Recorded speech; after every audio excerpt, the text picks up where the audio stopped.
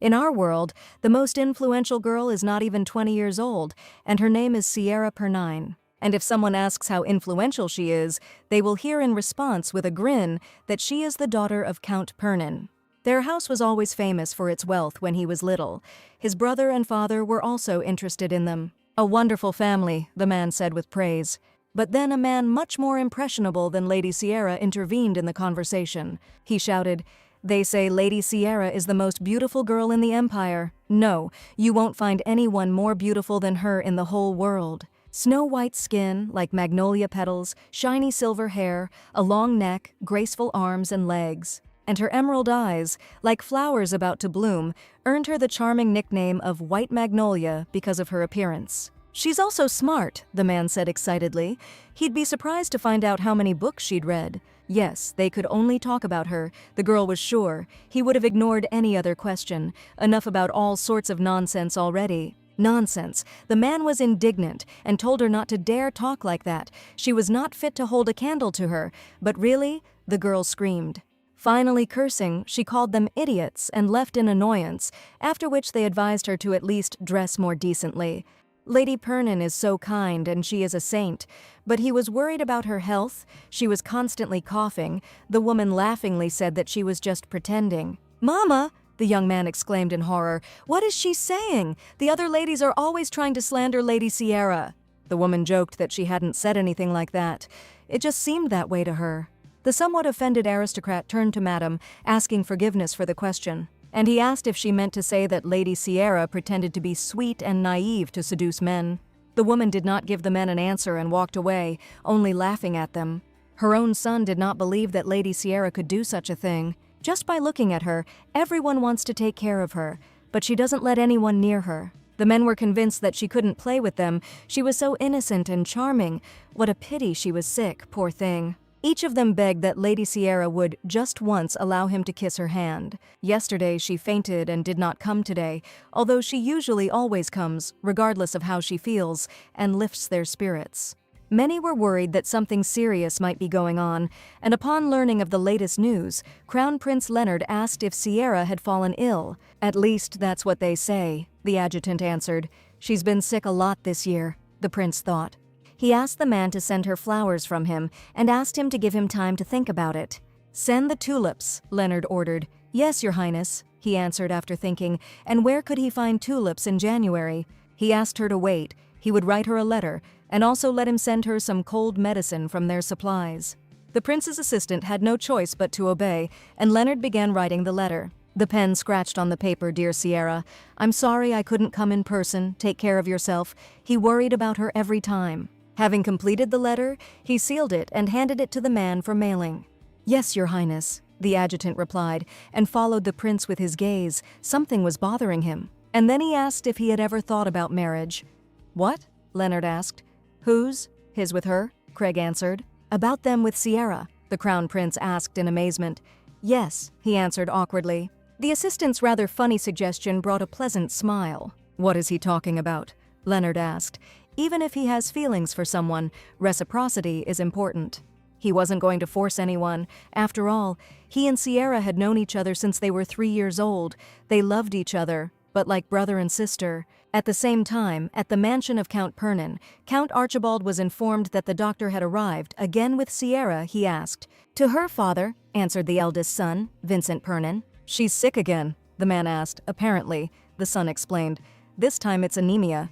The count didn't answer anything about this, sighing tiredly. They would return to this topic later. They still had something to discuss. He asked what was going on with the vineyard in Grenevo. For now they were reluctant to sell it, but Vincent thought it was only a matter of time. While the father and the heir were discussing pressing matters, the doctor seriously asked Lady Sierra to listen carefully. "Yes, doctor," the sick beauty sighed. That same Sierra Pernine, nicknamed the White Magnolia, she asked him not to drag it out. The thing is that the man started, but it was quite difficult to continue. When the doctor stopped, the lady's maid and Sierra herself looked at him expectantly. "Lady Sierra," the man continued in a depressing tone. And finally, he had the moral strength to say these words. Her illness had reached its final stage. She only had a month left to live. The words fell like a heavy burden. The lady was taken aback. Sophie went cold with horror. But White Magnolia, unable to comprehend the reality of what she had heard, asked in amazement how. The maid was hysterical at this shocking news and cried incessantly for the poor lady. Sierra sat there as if in a trance while Sophie cried, 15 years of creating and maintaining the image of a sweet and innocent girl, everything to become the crown princess, and now all the efforts were in vain. She whined, drawn out. This means that she is not destined to inherit the throne, as she always dreamed, because she only has a month left to live. What the hell? What nonsense? Sierra Pernine said irritably. White Magnolia, arrogant, always pretending. She ordered Sophie to stop crying. Actually, she was the one dying here, not her, enough. Tears wouldn't help matters. What should they do? She asked my lady, still not calming down. What should they do now? Sierra said tiredly, her head hurting, asking the maid to cry somewhere else. But words alone did not save the matter. Sophia continued to cry for her lady, asking what to do. So, the girl thought, she didn't have much time left. She didn't want to feel any more pain. But it turns out that she only has a month, which is not very reassuring. Every second had to be spent wisely, otherwise the month would fly by before you knew it. Sierra asked Sophie where her father was now, and distracted from her tears, the girl replied that he was in the library. She asked the girl to tell him that she would be there soon. And, the girl asked her accomplice, she knows what to do. Sophie quickly guessed what the lady wanted to tell her and headed towards the Count. A couple of minutes later, Archibald's library, disheveled hair highlighting the lady's beauty and clothes, highlighting purity and innocence. Sierra said, crying, her father and brothers, everyone was gathered here because of her. She apologized for having to disturb them. The Count greeted Sierra, and besides him there were Vincent, his second son Yasser, and his third son Geoffrey. However, Sophie always felt uneasy in this atmosphere. She could never get used to it. Countess Marie Heder Perninet was famous for her kindness and refinement. The woman died while giving birth to Sierra. Stop looking at the lady like that, Sophie thought discontentedly. It's not her fault what happened. It was extremely infuriating how unfair this attitude was towards her. Sierra, said Count Archibald, he already knows everything, and asked his daughter what she was going to do. Father, Magnolia cried. The older brother sighed and thought, she always says that she doesn't need anything. She's always like this, the others thought. She always says that nothing is needed. And then she beats around the bush until she gets what she wants, say, by saying she needs to look the part. And then she pretends that it's all because the Count adores her, telling her father that she said that nothing is needed, and so on again. This talent cannot be taken away from her. After all, she is Pernine. No matter what, she raises the status of their family. They already bought her everything she wanted, and did everything else too. Shedding tears, the girl addressed her father personally and said what she wanted. Sierra wanted a house that was spacious enough, but not too big, somewhere in the suburbs where it was quiet and peaceful. She didn't want to spoil her image as a famous lady, so she needed one maid and a butler, and also 10 million in gold, so that she wouldn't have to worry about anything this month. To the astonishment of everyone present, the girl blurted out everything unexpectedly and directly. The room fell into an even more oppressive silence, in which only Sierra's sobs could be heard. The lady hoped that no one else would know about her condition and did not want to be disturbed. Having blurted this out, she said, "That's it. It's time for her to go," she commanded. "Sophie, follow me," the maid replied. "I'm running." The brothers and father watched the girl in shock, as if they had just been caught off guard. "Just now?" the Count asked, stunned. "Sierra, so she just needs money." "How exhausted she is, my God," answered Milady Sophie. She would have been nervous too in her place. They know that she is feeling bad, so why put so much pressure on her? How heartless they are. "What is she talking about?" Sierra asked coldly. She was tired of crying for a long time. The maid froze in confusion. "It's always like this lately. She hardly eats. So she gets tired of everything, so she needs to eat well. All these years she followed a strict diet. It is unlikely that it had a good effect on her health. If she wanted to live freely and idle for the rest of the month, she needed something to eat, so she sent Sophie out to get some." As soon as the maid ran away, the girl looked back at the window. Seriously, Sierra thought, the year has only just begun and already this news is hilarious. Okay, she'll manage. She is still a White Magnolia, but she will not play that role anymore. Damn, the girl thought, looking in the mirror. 29 days left. On the other hand, well, okay, nothing can be done about it, she thought boredly. She is still just as beautiful, even though she is on the threshold of death, Sophia informed Milady. The carriage is ready. After a long time, Sierra finally went out for a free walk, wearing a smart dress. Until this time, she rarely wore this dress because she was afraid of ruining it. If she had known that she wouldn't live to see the right moment to wear it, she would have worn it more often, but death crept up too unexpectedly. "By the way, my lady," Sophie asked, "she should be going to Mrs. Spears's tea party now, not to the estate." She asked if she should send someone to warn her that she would not be there, and the girl thought about it. "No," she said, "there was no point in wasting time. She would write a letter of apology later, but," Sophie exclaimed. "But what?" asked my lady. "Tea drinking," the maid continued awkwardly. "This is not a simple meeting of young ladies."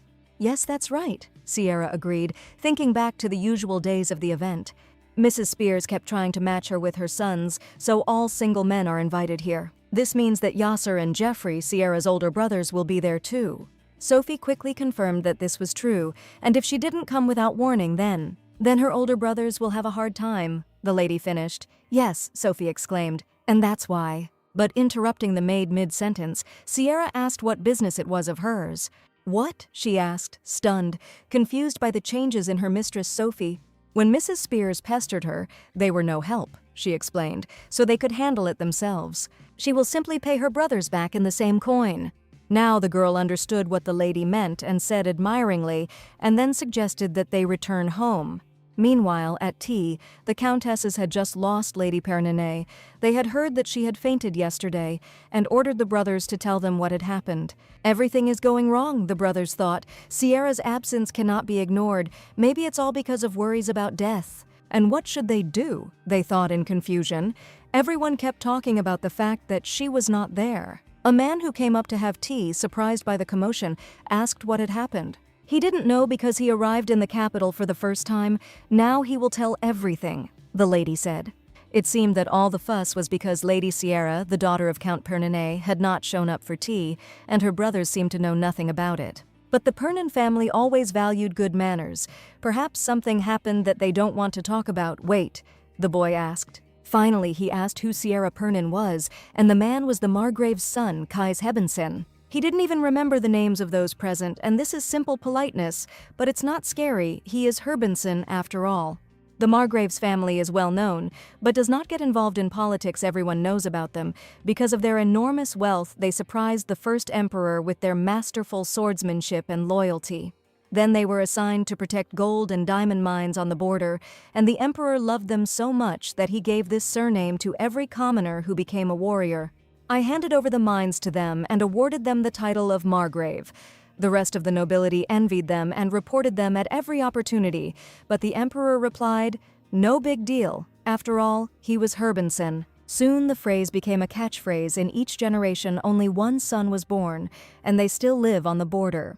The Herbensens visit the capital once every 30 years, only when the Margrave's son is looking for a bride. She needs to get close to him somehow, then she can join the most famous family in the empire.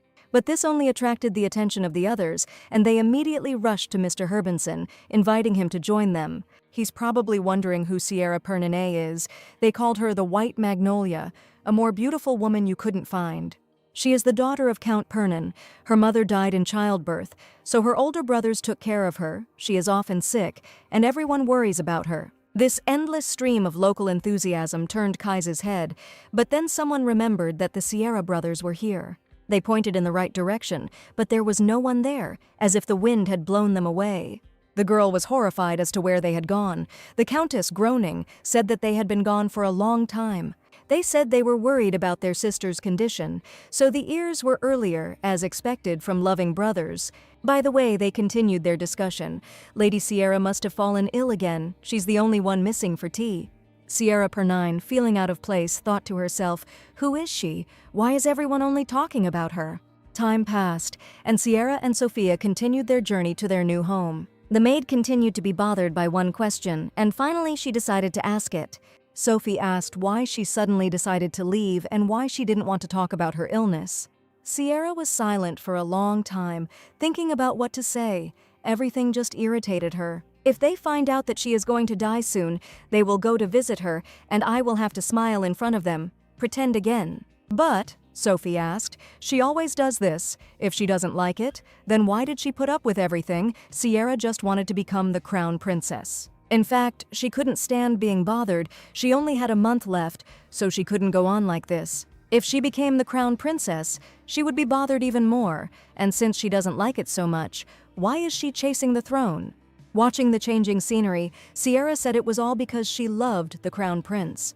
This was too shocking information for the maid, so much so that it was only after some time that she screamed that. And since she was going to die soon, she decided to confess that she needed to make a list of things she needed to do. Having already arrived at the place and getting out of the carriage, she said irritably, "I've had enough." Sophie asked my lady if she was okay. "What's wrong with her?" Sierra screamed, her head spinning as soon as she got out of the carriage.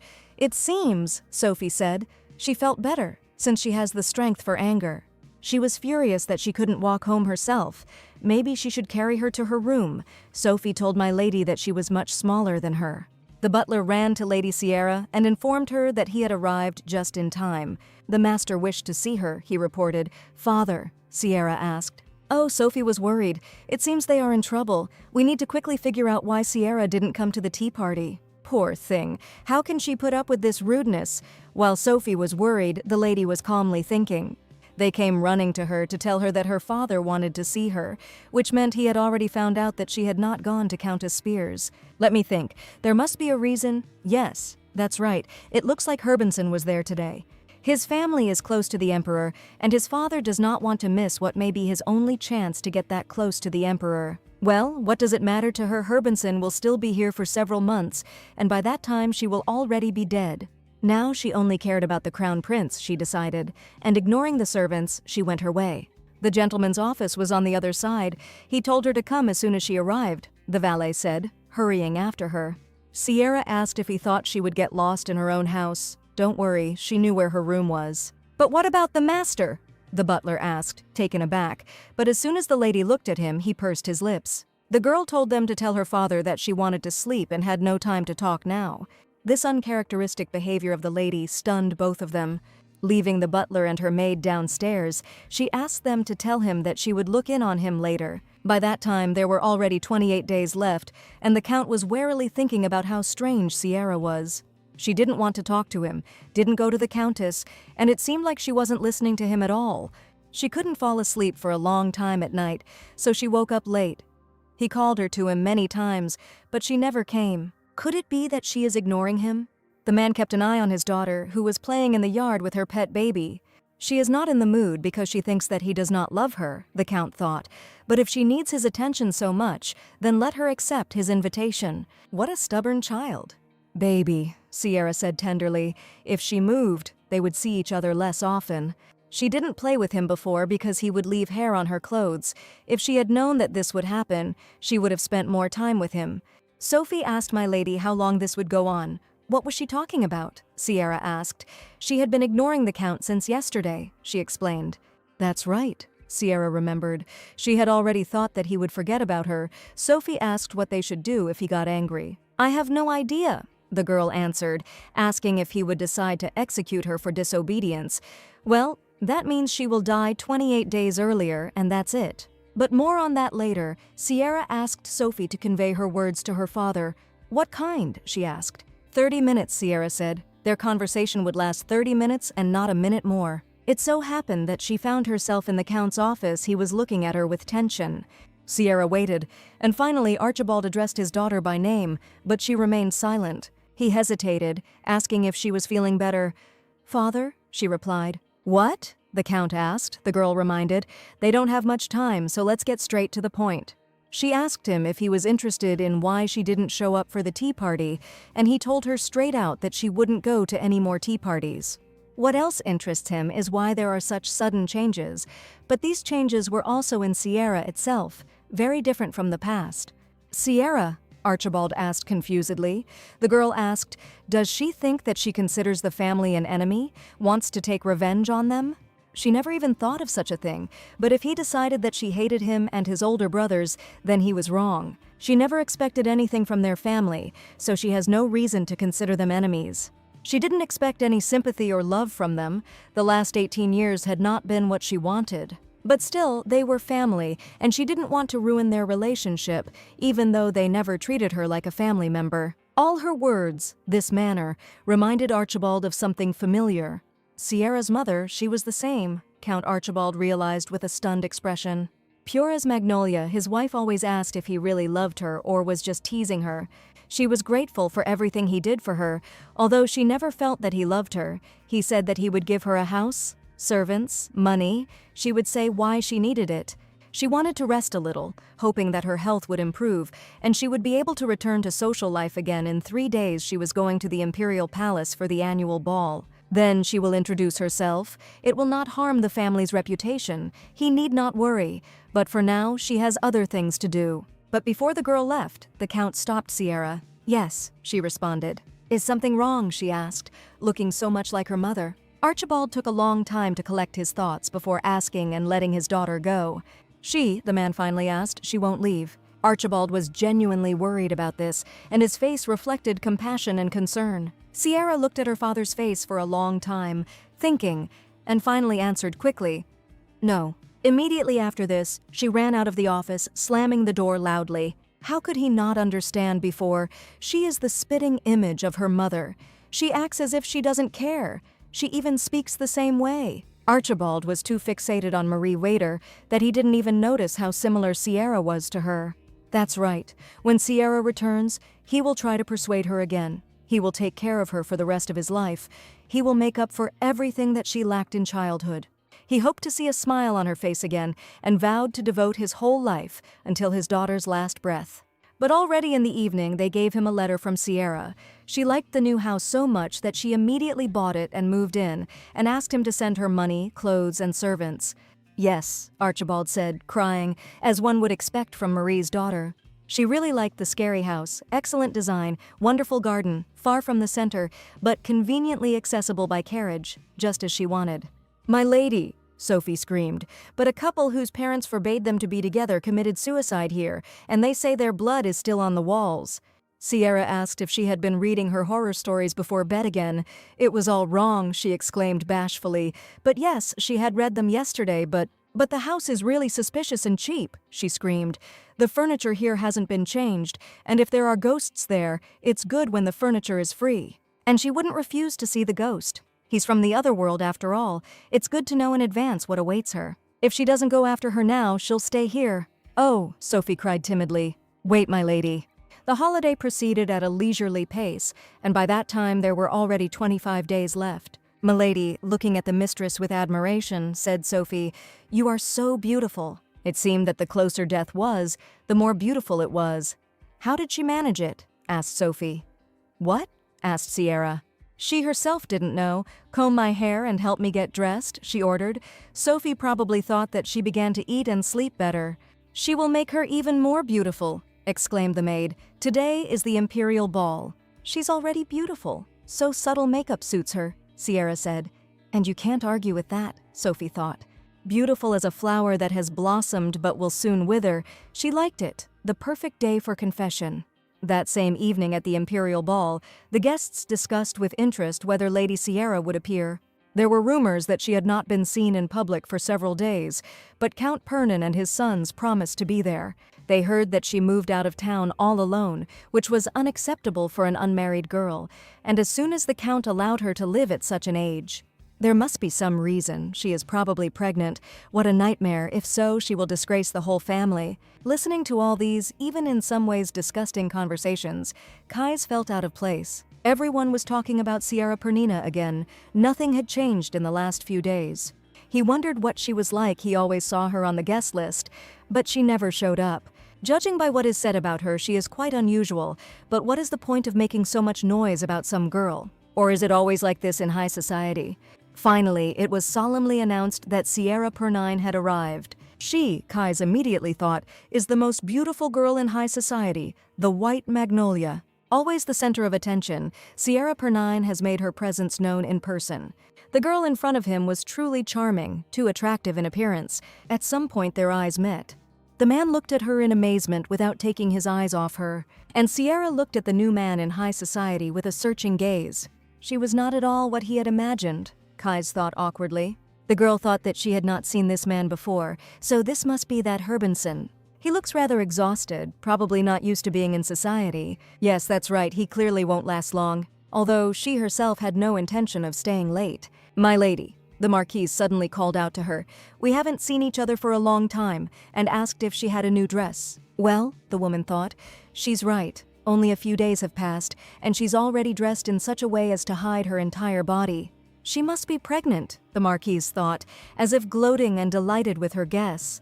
She hadn't yet realized that she had figured everything out she needed to act naturally, but the Marquise of Carnium didn't know how to hide what was on her mind. And everyone else tries not to look in her direction. Everything is clear as day. Previously, she would have worried about her reputation, choosing the right words, but why bother now?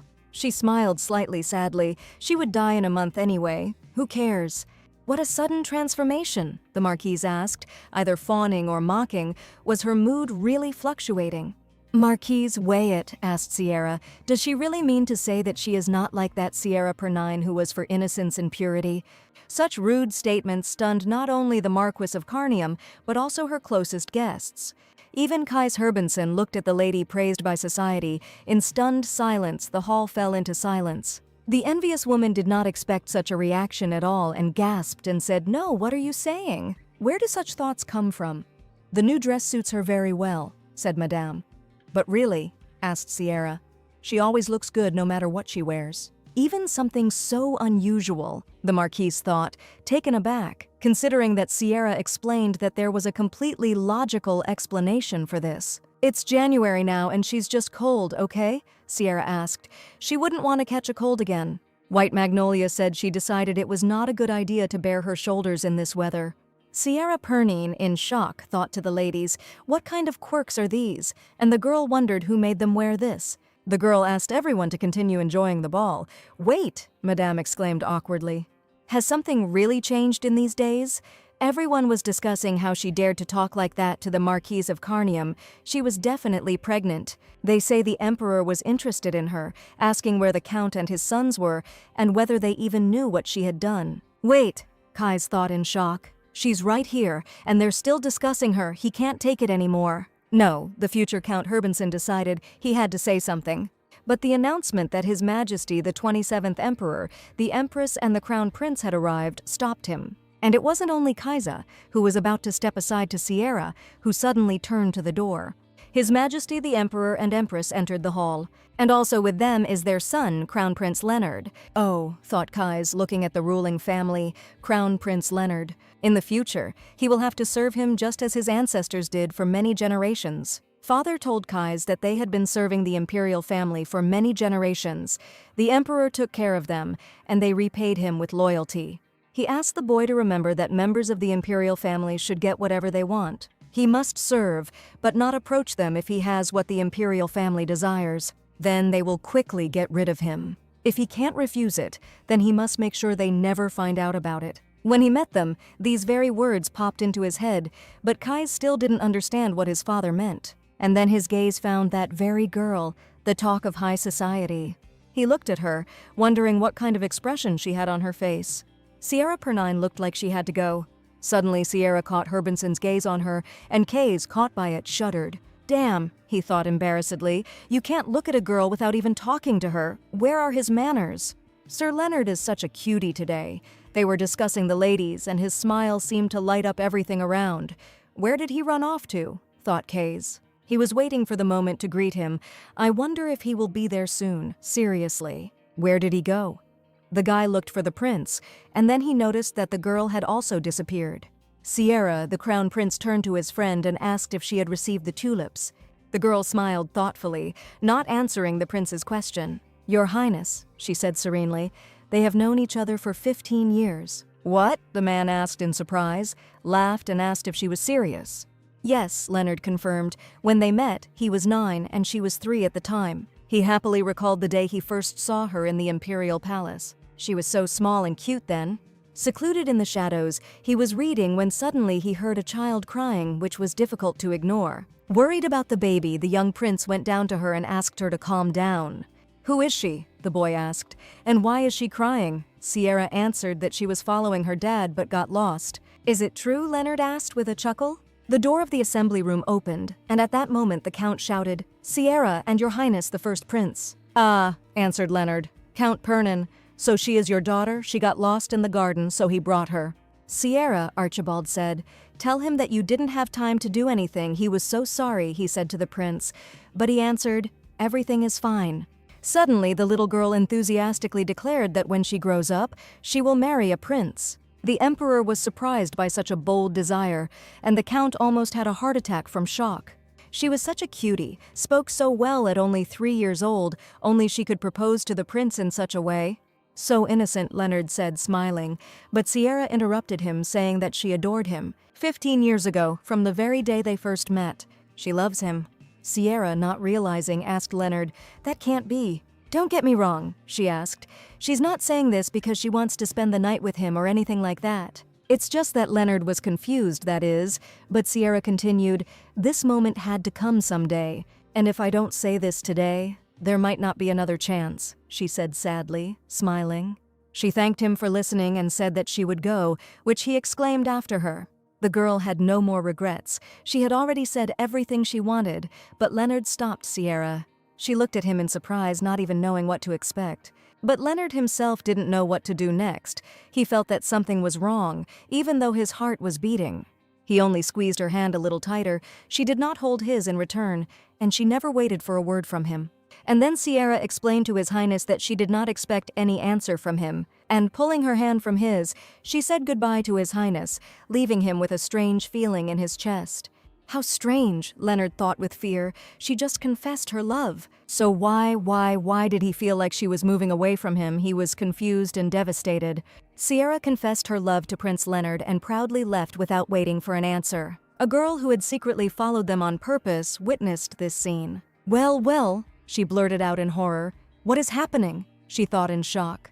She found it strange that Sierra followed the prince, so she followed them, but she didn't expect this. She just confessed her love to him. How is that possible? How can a count's daughter confess first, and to a prince at that? This is a sensation, Wilhelmina Ritchie, the Viscount's daughter and editor of the newspaper Nightlife of the High Society. Nightlife of the High Society is a weekly newspaper that has been published for 120 years, a tabloid press dedicated to scandals. It is published by a small circle of unknowns. People do not have the best opinion of this newspaper. Everyone publicly condemns it, but the huge sales speak for themselves. Sierra Pernine finally appeared in society, and she decided to follow her, but she did not expect to stumble upon such a sensation. What should she call the article? Are the rumors about Sierra Pernin's pregnancy true or false? Or is it Sierra Pernin's lover? No, it could be dangerous. 2 loud headlines might anger the Empress, and if Sierra Pernine asked the prince to spend the night with her, yes, that's what it takes. Just a week ago, no one would have believed it, because Sierra is the very essence of innocence, always keeps herself in hand. They would have said that this couldn't happen. But now everything is different. She did not appear in public, no matter how provocative the article turned out to be. I thought that such things don't happen these days. People believe less and less, but still, they'll sell out. I need to run home. I'll have to work all night to get it published by morning." After some time, Kais walked out of the oppressive walls of the palace onto the street, sighing. Finally got out, he thought with relief. Now he can return to normal life. No matter how much they go out, they still can't get used to the atmosphere. They get even more tired than from training. Suddenly, his gaze caught a glimpse of silver hair from the side. Sierra Pernin, the man thought in surprise. Almost passing by, the girl suddenly noticed the gaze piercing her. This time Sierra happily addressed the guy, not even ignoring him, Sir Herbinson. "Good evening," he said awkwardly. Thinking that she knew his name, Sierra asked if he had had fun at the ball. Lady Sierra, Kais thought. He wondered what made her look so happy. He thought that she would be upset by the gossip at the ball, but it seems he was overthinking things, while she was glad that she had managed to confess to Leonard before her death. Still, she did everything she wanted, and besides, she waited for this for so long. And what about the stranger? She wondered. Should she help him?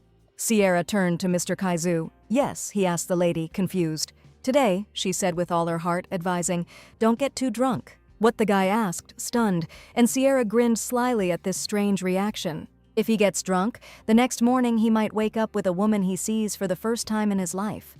And this stranger will claim that she carries Herbinson's heir within her, the lady explained. Even if it turns out to be a lie, she will beg him in tears and confess her love. Which, of course, may be true, but that's what he needs to remember. Love that starts easily ends just as easily. There is no need to feel guilty. And he should at least smile a little. Sierra advised him to hide his true feelings behind a smile. Indeed, a smile carries enormous power, she said from experience. The girl smiled sweetly, while the man didn't know what to answer. Mr. Kays, Sierra asked, did he think she was talking too much and might just forget everything that happened today? And as if wanting to follow her own advice and forget, she poured alcohol down her throat. Having emptied the glass, she handed it to its owner and asked him to remember this. If he can get rid of the Emperor's family, the Herbansons will become the most powerful. But at that very moment, she asked him not to bother his head, to do as he wanted. And having said everything that was on her mind, she said goodbye to Mr. Kays. As he watched the girl leave, the man felt something strange and motivating. How strange, he's not even drunk yet. But his head was spinning, he thought, embarrassed. A girl at the ball asked Lady Vellamina if she was already home. What a pity. She replied that she remembered that she had urgent business. But before she left, she wanted to do something else. When suddenly I noticed that Lady Sierra had already returned to the ball. She laughed silently as she apologized to Lady Sierra Pernin. Tomorrow everyone would know about her alliance with the Crown Prince. It's amazing how she can maintain such a haughty expression on her face. Oh, said the Count, there you are, Sierra. Count Perninet has arrived with his sons. How are you, Sierra? He asked. Is it hard for her now? Asked if she is comfortable in the new house. But then the girl interrupted her father, saying, although now it doesn't matter what she calls him. She made a terrible mistake and doesn't deserve to be his daughter anymore. She apologized, but she has to be honest with him. What? Archibald asked, stunned. Did this statement attract the public? What is she talking about? Vellamina thought, but then realized, wait, no need. She wouldn't dare. Father, Sierra said, the thing is, she just confessed her feelings to someone she's been in love with for a long time. This shocked the Count and the girl's brothers quite a lot. Wait, what Archibald asked, not believing it, horrified. According to the tradition of their country, a woman should not be the first to confess her love after all. She is the Count's daughter. She should know this better than anyone. He taught her manners, how to be a lady, but she couldn't help herself. So, therefore, she must be expelled from the family. How can such a cheeky and disobedient girl be Pernine, right? She asked loudly. The entire crowd was horrified, just like the father of this naughty girl. So that's what Sierra was talking about, the Count thought worriedly. That she would take responsibility and ask not to worry about the family's reputation. So that's what Sierra meant. She wanted to talk her way out of them, get away from her family. The brothers sensed that something was wrong when she decided to move out, and that's exactly what happened. Like she was a completely different person. Was the image of an innocent maiden just a game, but the way she behaves now? She wants to show them her true face. She has done everything her whole life to hide her essence. Sierra just became like, she became like a mother, my dears. If you don't listen, I'll have to cut you out of the family. Mom, the brothers thought nostalgically. That is, Sierra, she exhaled. She did everything just to save the family's reputation. Sierra hoped he would keep his word and give her 10 million. Well, oh well. Ladies and gentlemen, I'm sorry she made such a scene right at the ball. But to tell the truth, the lady asked, this is just what they were waiting for, right? She wanted to show them what Sierra would do when she got tired of their grumbling and asked them to continue enjoying the ball. And she went, informed Lady Pernina, and left the ballroom. As soon as the door slammed, the silence gave way to a heated discussion of what had just happened. What's going on? Lady Sierra Pernin said she's leaving her family and will become a commoner. She says she confessed her love to someone, the aristocrats shouted.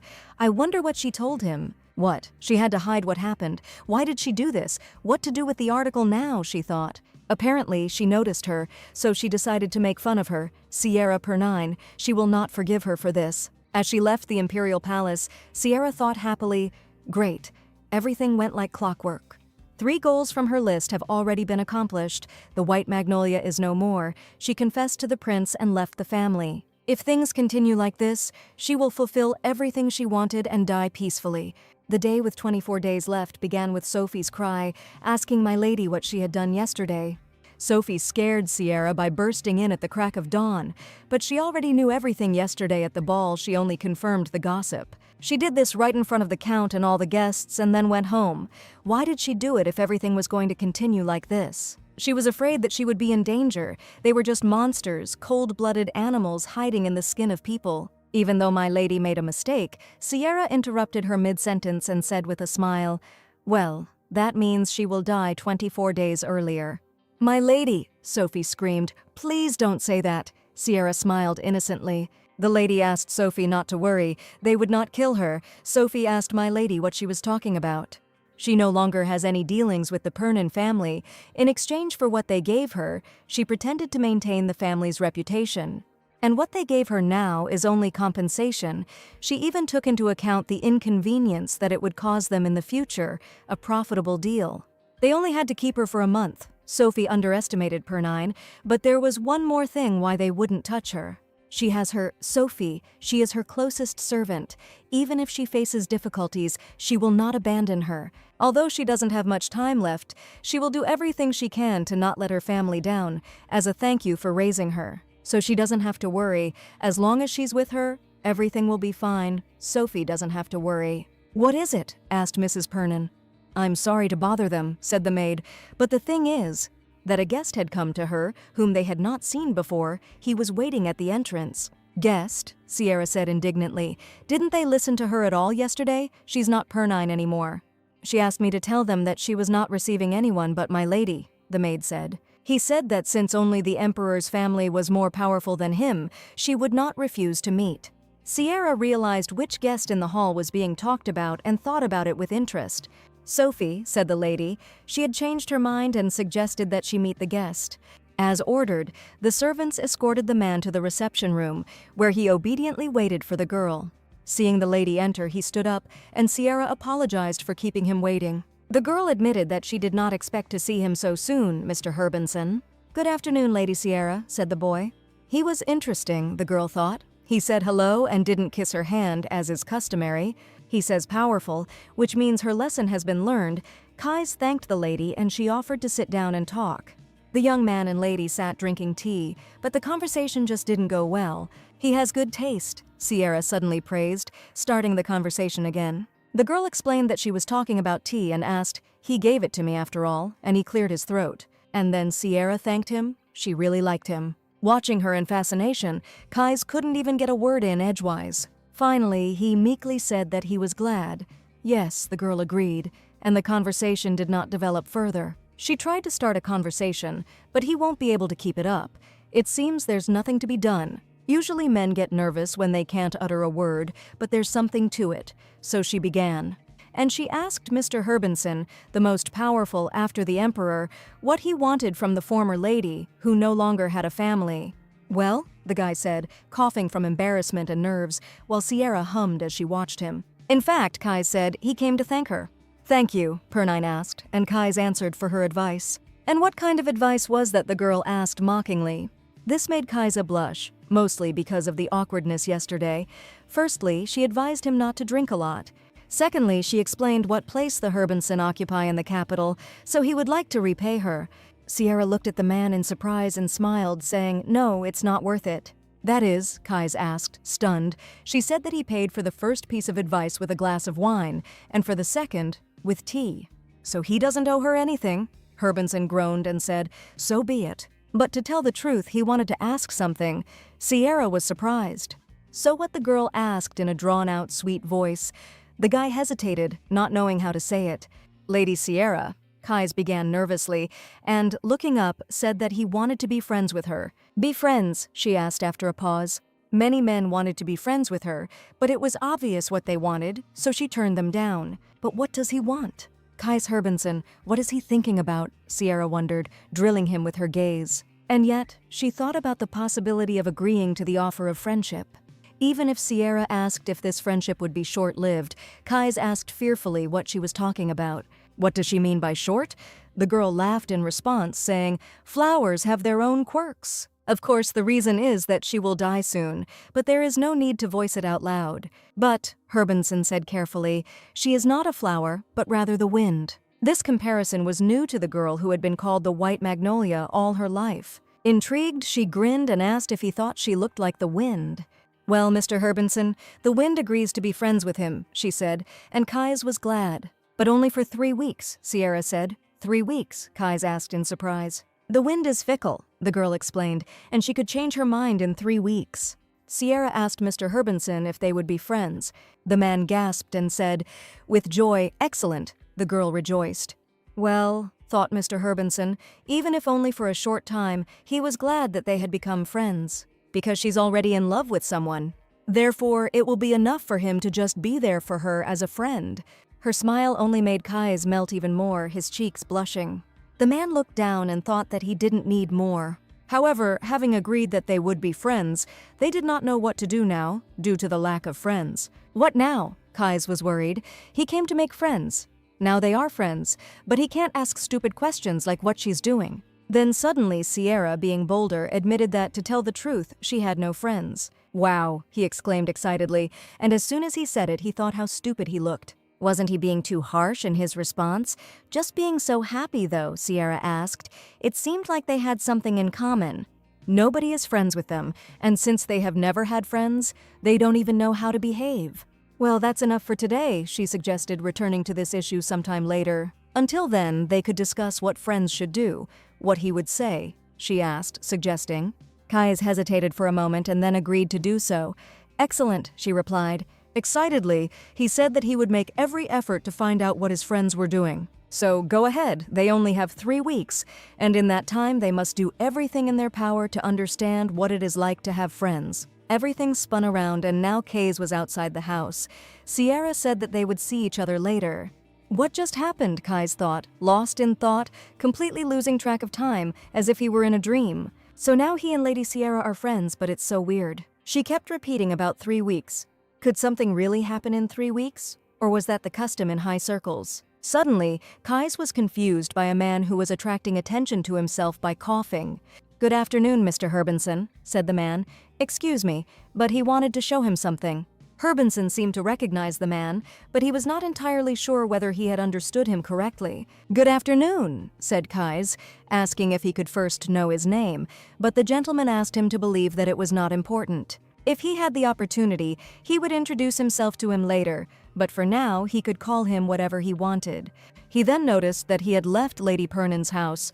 Kais said that Lady Sierra no longer had any connection with the Pernon's family. I see, the gentleman replied. Well, if that's the case, let me ask a question, he asked. Is Sierra doing well? Sierra, the man thought. He calls her by name, which means they are close. But does he have some kind of special relationship with Lady Sierra? Then it dawned on Kaisa. He asked what the answer would be to his question, and he then answered his good. Naturally, the gentleman agreed, promising to answer honestly if he said whether everything was okay with Sierra. In that case, Kais asked the man what friends usually do. He asked cautiously if this was what he wanted to know. He was sure. He was sure, Kais answered, asking for an answer. Come on, friends do a lot of things together, like having lunch, just chatting, or going shopping together. That's how it is, replied Herbenson, thanking the sir. He will certainly take it into account. And yet, he asked His Highness what he was doing here. The prince was dumbfounded. Recovering from the shock, he asked Kais when he recognized him, and he immediately answered His Highness. You can't be fooled, said Leonard, pretending to be calm. It's not surprising. That's what you expect from the heir of the Margrave. Well then, the prince returned to the topic. He will answer his question, and, having asked, he nodded to Prince Kais. He confirmed that Lady Sierra was doing well, and the fact that she looked healthy was comforting in the last phrase. Sierra, Leonard wondered, was she really happy with everything? He himself hadn't slept all night. Until now, the image of her stood before my eyes as she turned and walked away, illuminated by the dim moon, as if nothing had happened, as if every lady confessed her love to him. Yesterday, for some reason, he couldn't say that he was also in love with her. Perhaps the feeling was somewhat similar to what he felt for his sister. He loves everyone, like the sun that illuminates even the most distant lands. He loves her, just as he loves everyone else. Leonard never doubted it, Sierra. Since when had they been holding hands? And he didn't even have time to figure out how she could slip away without saying a word. No, she couldn't, Leonard thought confidently. He had to see her urgently, Sierra. Suddenly, more people approached the couple standing near Sierra's house. Your Highness, the man asked, stunned, not expecting such a meeting. What is he doing here? Asked Count Pernin, who arrived with his sons looking for Sierra. Is Mr. Herbenson really next to him? What are they doing at his daughter's house? Archibald asked. And Kais asked Count Pernin why they came. Lady Sierra had abandoned her family, hadn't she? The thing was that this was why the family came. They couldn't come to terms with the fact that Sierra had become a stranger to them. How could they not notice that Sierra was the spitting image of her mother? If only they had known, they would have appreciated her even more. She must have felt bad all these years because of their indifference, poor Sierra. Forgive your stupid brothers. Spend the last days of your life with them. They promised to love and care for her. They had to apologize. The Count said that she was still a member of their family. No matter what she said, he would not abandon his daughter. By the way, Archibald asked the men. They had already seen Sierra. She was doing well. What's wrong? The girl thought, having previously followed the crowd of men. What's going on? And why was there a crowd of men gathered at Sierra's house? What were they planning, and why did they come? The girl was nervous after all. The most influential men of the empire had gathered at Sierra's house. This girl was Euphemia Carnium, the only daughter of the Carnium family. Mrs. Carnium doted on her, and so she lived for 15 years, convinced that no one could be more beautiful than she. Euphemia dreamed of a wonderful debutante ball, and now finally she came out into society, but she appeared at the debut, taking all the attention to herself. The girl was inundated with compliments, begging Lady Sierra to look at them. People noticed her green dress and said that any color suited her, that it suited her better than anyone else. Sierra Pernin, why is she wearing the same dress? Euphemia thought, crying. I hate her. Because they had the same dresses, the ball was ruined, and after that she got tired of that dress. The girl couldn't stand Sierra Pernin. Just looking at her would send her into a rage. A lovely face, a slender figure, shiny hair, you even want to touch it. And also a sweet voice, fashionable clothes, perfect makeup, graceful gait, even when she frowns. We look cute. She hates all this. And today she is even more dissatisfied. Some strange guy was hanging around her house, so she decided to follow him. What if he wants to harm Sierra? And she doesn't even know that she's here. For her, she's just a grain of sand in the desert. Oh well, Euphemia cried out resentfully, then she'll go home. But then the girl's house opened its gates and the butler came out. The men looked at him in surprise. Of course, Leonard thought excitedly. Sierra knew he was here, just as he expected. She was always waiting for him, but he didn't know. His Highness took a step forward and asked if he was Sierra's butler, asking permission to introduce himself. He introduced himself as Crown Prince Leonardo, but the butler passed by His Highness. This attitude simply threw the Crown Prince off balance. Then the Count asked hopefully if they had come to greet them, but the butler ignored him too. Contrary to many expectations, he approached the girl who was already about to leave. Lady Carnium, the valet, greeted the girl joyfully. And he said that Lady Sierra wanted to see her. He would take her to the living room, but why? Why? How did it all turn out like this? She was just passing by. She didn't even think about following Lady Sierra. Would he really tell her father everything? Of course, said the butler. He will tell the Marquis that she is here. But here, exclaimed Euphemia, it looks more like a conspiracy against her. What will they do to her? She screamed. They won't hurt her, Sierra Pernin. Just like in those novels. Well, well, Sierra greeted her, smiling. Welcome, Lady Carnium. The girl was confused, blinded by the beauty of Madame Pernini. It seemed like she was going crazy, but she was so beautiful. I know, the lady replied, and told Euphemia that she was also a cutie. She wanted to hug her and dress her up. How uncultured, the girl cried. She wants to confuse her with her beauty. It might work with men, but not with her. And with her sharp mind, she immediately saw through her plan. The girl asked Sierra why she had actually called her Lady Euphemia. Pernini addressed her. Frightened, Lady Carnium stepped back and shouted, "Don't come closer." What is she doing? Asked Euphemia, frightened. Suddenly the girl leaned over and asked the lady if she would be friends with her. Lady Carnium was at a loss and seemed to have forgotten herself completely, gazing at Sierra's appearance. What had she just said? Euphemia thought with concern and fascination. In any case, up close she is very beautiful, long eyelashes, pale skin, and smells good. What do you say? Lady Sierra asked Lady Euphemia persistently. What did she say? Lady Carnium asked sheepishly. She wants to be friends with her. Okay, the girl agreed sheepishly. Well, great, Sierra thought happily. She already had a boyfriend, so she decided to have a female friend for the sake of perfect balance. She just noticed that she was hanging around the house, so she invited her. She's generally not bad, so she'll do. Then Sierra honestly told Lady Euphemia that she was feeling sleepy, and she asked if they could continue being friends in 2 hours. She will wait for her, of course. answered Euphemia. She is very patient. Sierra already liked her.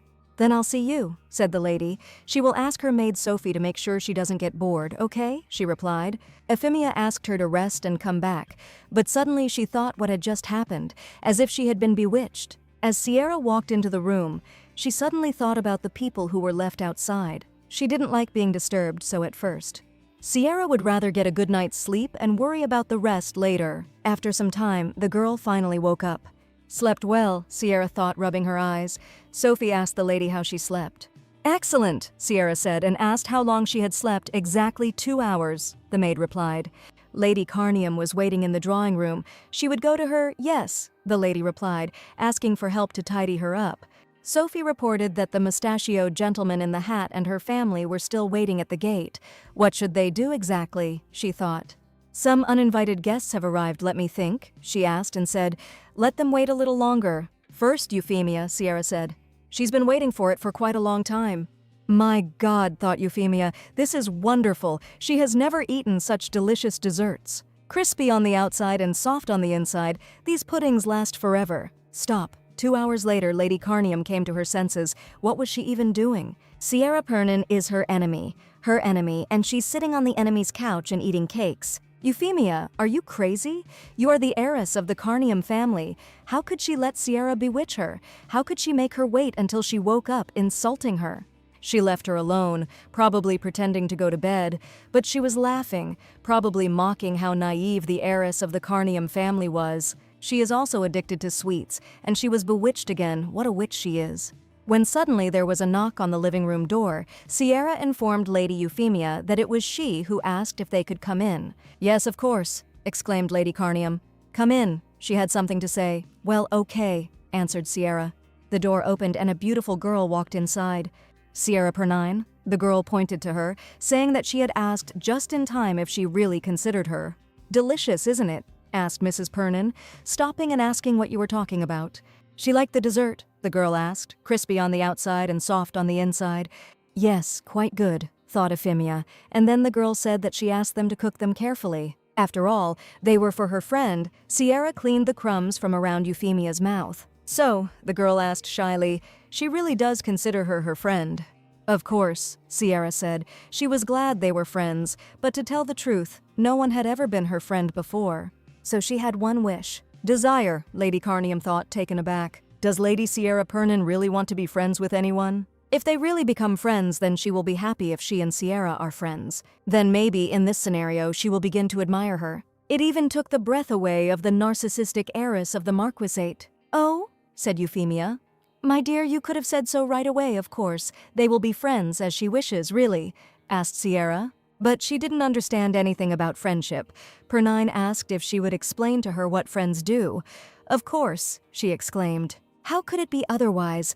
This is the first time she has made friends with someone like her. She will tell everything, because she is very kind, Sierra said amazingly. She thought she would play with her and find out what friends do together, and then she would do the same with Mr. Herbensen.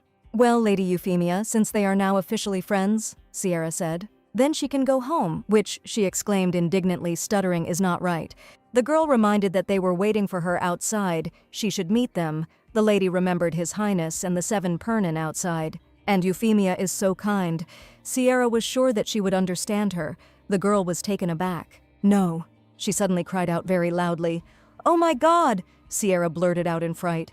She shouted that friends should do everything together, asked if he wanted to meet them so she would go with her. True, having believed, Sierra asked and happily said, okay, let's go together. And so, 10 minutes later, Sophie, Euphemia, and Lady Sierra were sitting opposite the Pernin family.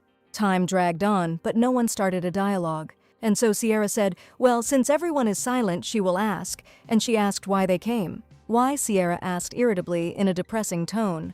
She addressed Count Pernin, but each of the brothers felt this coldness. The Ironbloods of Pernin were a respected and influential family, although there were rumors that the image of a good family was just a game.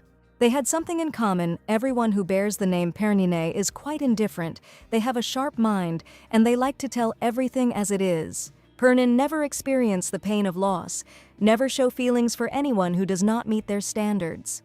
They consider themselves flawless. These 4 have always been like this. But only Countess Marie Veder-Pernine truly loved Sierra.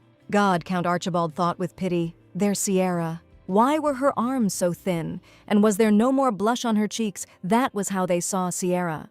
How sorry they were, sister. What should they do for her? They thought, still not saying it out loud. Then one of the twins asked Sierra to listen. In general, he said, she was sick because of. She is sick, the older brother's sister asked irritably and with a bit of anger. They instantly remembered that she had asked them not to tell anyone, and a chill ran through their bodies. Sierra? Vincent exclaimed. He was about to tell her why they had come to her. They came to apologize for all the pain they had caused her, and the living room fell silent. Really? Sierra asked, feigning innocence. Yes, exactly, Vincent exclaimed. She had no obligation to forgive them. They heard her tell her father that she didn't need their love, but they did. Because of her, he thought about his mother's death. He understood that she was not to blame, but he still hated her. But now, when he looked at her, he saw their mother in her. Now they realized how wrong they were. And yet, he told Sierra, Vincent asked for everyone to give them another chance. He asked her to return to the estate and spend the next 3 weeks with them. They would take good care of her. The girl was silent, thinking about what her elder heir brother had said. Her brothers and father looked at her nervously, worried about the decision she would make. Seriously, she muttered with an irritated sigh, so that's what it is. Sierra asked angrily if they said they loved her, or rather their mother, whom she had never even met. And that's why they want her to come back to them, the girl asked coldly. They want to say that they will take care of her as the only reminder of the late countess. Sierra, the Count exclaimed anxiously. She had misunderstood them, but the girl thought she had understood everything correctly. Since they felt sympathy because she reminded them of their mother, it was Marie they needed, not her. Go away, Sierra asked, saying that her servants had worked on their estate before, and she didn't want them to see her pushing her father and brothers out. She warned them not to dare talk about forgiveness anymore. She regretted nothing and never wanted to love or be loved. She smiled and apologized if she had offended anyone, but she no longer had to hide her emotions. Now she was not attached to anything. It was like that before, and it will be like that now. Sierra asked not to be forced to repeat it twice, and asked Count Pernin to leave. As soon as she fell silent, the room fell into an oppressive silence. The girls looked at her in shock. Suddenly, there was a knock on the living room door, and the butler ran in, calling Lady Sierra. He quickly told her something important. Sierra hesitated, but then she raised her hand and said that it was time for her to go. She asked Euphemia to forgive her. An important guest came to see her, but nothing, she answered in surprise. So, as she was leaving, she told Count Pernina to think about her words. The next moment, the door slammed loudly behind her, and the family had achieved nothing. And Euphemia said, frightened and cautious, that they could have tried harder. At the same time, Sierra followed the butler into another reception room. Come here, my lady, the guy told her. He's already waiting. The girl walked into the room looking at the floor, but as soon as she noticed the shadow of the silhouette, she looked up. Finally they met. Turning to her, Leonard said, Hello, Sierra, said the Crown Prince, who was waiting for her. Your Highness, said the girl, having met her first love. Crown Prince Leonardo always considered Sierra Pernine special. Every time at a boring ball they would sneak off for a walk, and on each other's birthdays they would send gifts and cards. Among all the people, Prince Leonardo personally wrote congratulations only to Sierra Pernina. Their relationship, in which no one saw anything special, became commonplace. Leonardo thought it would last forever, and if Sierra had feelings for him, the relationship would end. Sierra, the Crown Prince called her, looking tenderly into her eyes. You look good. He began the conversation casually, so as not to rush. Yes, Sierra agreed with him. Everything is fine with her. The Crown Prince came closer, saying that he was glad to hear this and decided to move on to the main conversation. That day, he continued after a pause. She left without hearing his answer. The girl tensed up. After thinking about the answer, she asked Leonardo if he wanted her to hear. Sierra explained that she would not accept the offer under any circumstances. The man pursed his lips and asked his girlfriend how long ago it had been. From that very day, looking away, the girl answered serenely. Since the day they first met in the Imperial Palace, since their first meeting, he asked. Yes, Sierra answered without looking at him, and she was silent all this time, he said, and asked, but why? The girl looked at the prince and, after thinking, answered that she wanted to be his partner, not his lover. She wanted to marry Emperor Leonardo, to be close to the brightest sun, but at the same time to mean something even after death. That was it. That was the whole reason, the whole truth, why she hadn't spoken before. Sierra, Leonardo addressed her, coming even closer, when the time comes to choose a wife. He will choose her, the man promised. I know, she replied. She had tried her whole life to become close to him. The prince simply asked, looking at her pitifully, wait a little longer. Why? Asked Lady Pernonay. She really couldn't wait any longer. She had already waited for him for 15 years. The crown prince asked to give him just a little time and asked if she had any regrets. No, Sierra replied quickly and sharply. What's done is done. To tell the truth, these words touched something inside Leonardo. There were 23 days left. As soon as the sun rose, Sierra opened her eyes.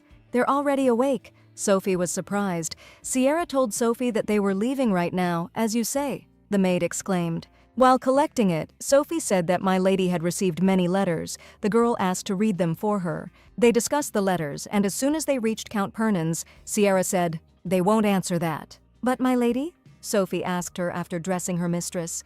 Where was she going so early? To the Imperial Palace, Sierra answered. To the Imperial Palace, she asked again in surprise. And then she gasped knowingly, realizing that she had a meeting with the Crown Prince. She didn't know what they had talked about yesterday, but the prince looked so depressed, she even felt sorry for him. He must be important to the lady, because she had been unrequitedly in love with him for 15 years. Then Sierra said that she had a bad feeling. A bad feeling? The maid asked in surprise. Yes, answered my lady, about my father and brothers. She thought that all Pernons were alike. Why would he stab her in the back? She trusted her family. And she hoped that she could handle it herself and wouldn't have to bother anyone. They were always rational to the core. But for all 18 years, they turned away from her. Angrily, she asked Sophie if she thought they were trying for her or for the mother she had never met. She won't let this go. Sophie asked the lady to calm down. There is no need for senseless bloodshed. The girl explained that according to the documents she is still Pernine. That's the problem. So she will go to the palace and give up her identity? Let's go, Sophie. Sophie ran after, asking my lady to wait for her. There are 23 days left until the presumed death. The time is 11:30 in the afternoon. The work was in full swing when suddenly a girl arrived at the Imperial Palace, wishing him good morning. She asked if special documents were kept here. This department records the genealogical tree of all noble families. Yes, that's right, the man exclaimed, and asked in amazement if this could really be Lady Sierra Pernonay. What did she need here, he thought, and asked how he could help her. She was in a hurry, so she got straight to the point. 420 years ago, her family moved from an overseas principality, and the 12th emperor granted them the title of count. She would like to see the records of the last generation of the Pernon family. Those present were surprised that the lady was interested in her family's genealogy. Could the count really have illegitimate children, she wondered, and Sierra hurried them. The guy asked for a second. He soon provided Lady Pernine with the Pernine family's pedigree. The girl immediately asked the worker to show her the last page. Of course, he answered. Her name is at the very end, the girl asked. Yes, he answered hastily. It is definitely here. Okay, she said. Now burn it out with a cigarette. What? The worker asked in horror. Sierra smilingly confirmed that they heard everything correctly. With all due respect, he was dumbfounded, asking her to repeat it again, afraid he had misheard, or rather hoping. The girl asked if they weren't listening to her. She told them to take a cigarette and burn the name Sierra Pernine. She didn't like to repeat things twice and asked not to make her repeat them a third time. How can one even understand this? He thought in horror. Yes, they had come to them more than once to cross out the name. But usually, yes, something like that. Usually everything ended with only threats from the parents themselves to the unreasonable children. And now the count's daughter herself is asking to have her name erased, and this has never happened in the Empire. But in that case, they could have been fired. No, the man immediately cried out worriedly. I'm afraid, Lady Pernon, it's impossible. Why then? Asked Sierra. Just burn it out and that's it. The worker said that adding and removing names from the family tree is a very important task, and they need permission. Such issues need to be resolved in accordance with current legislation, but the law does not provide for anything of the sort. They need to send a request to higher authorities and also need to determine the legality of her demands.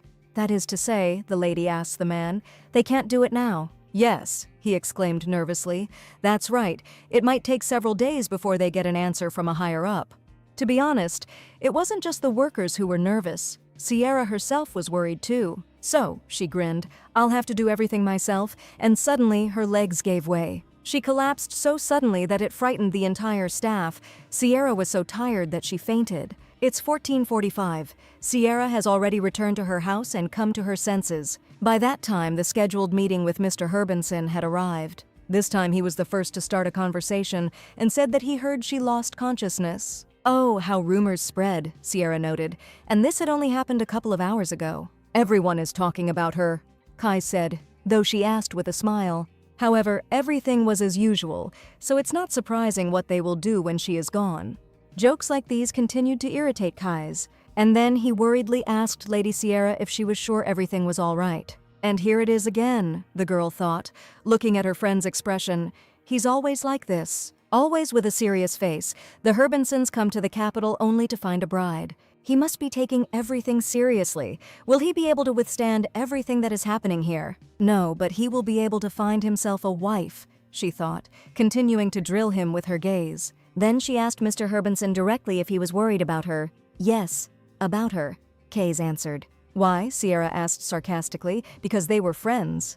He replied, somewhat embarrassed. Okay, Sierra said, suddenly realizing, that's right, friends. Usually friends trust each other and consult with each other. She asked if he wanted to know what was bothering her.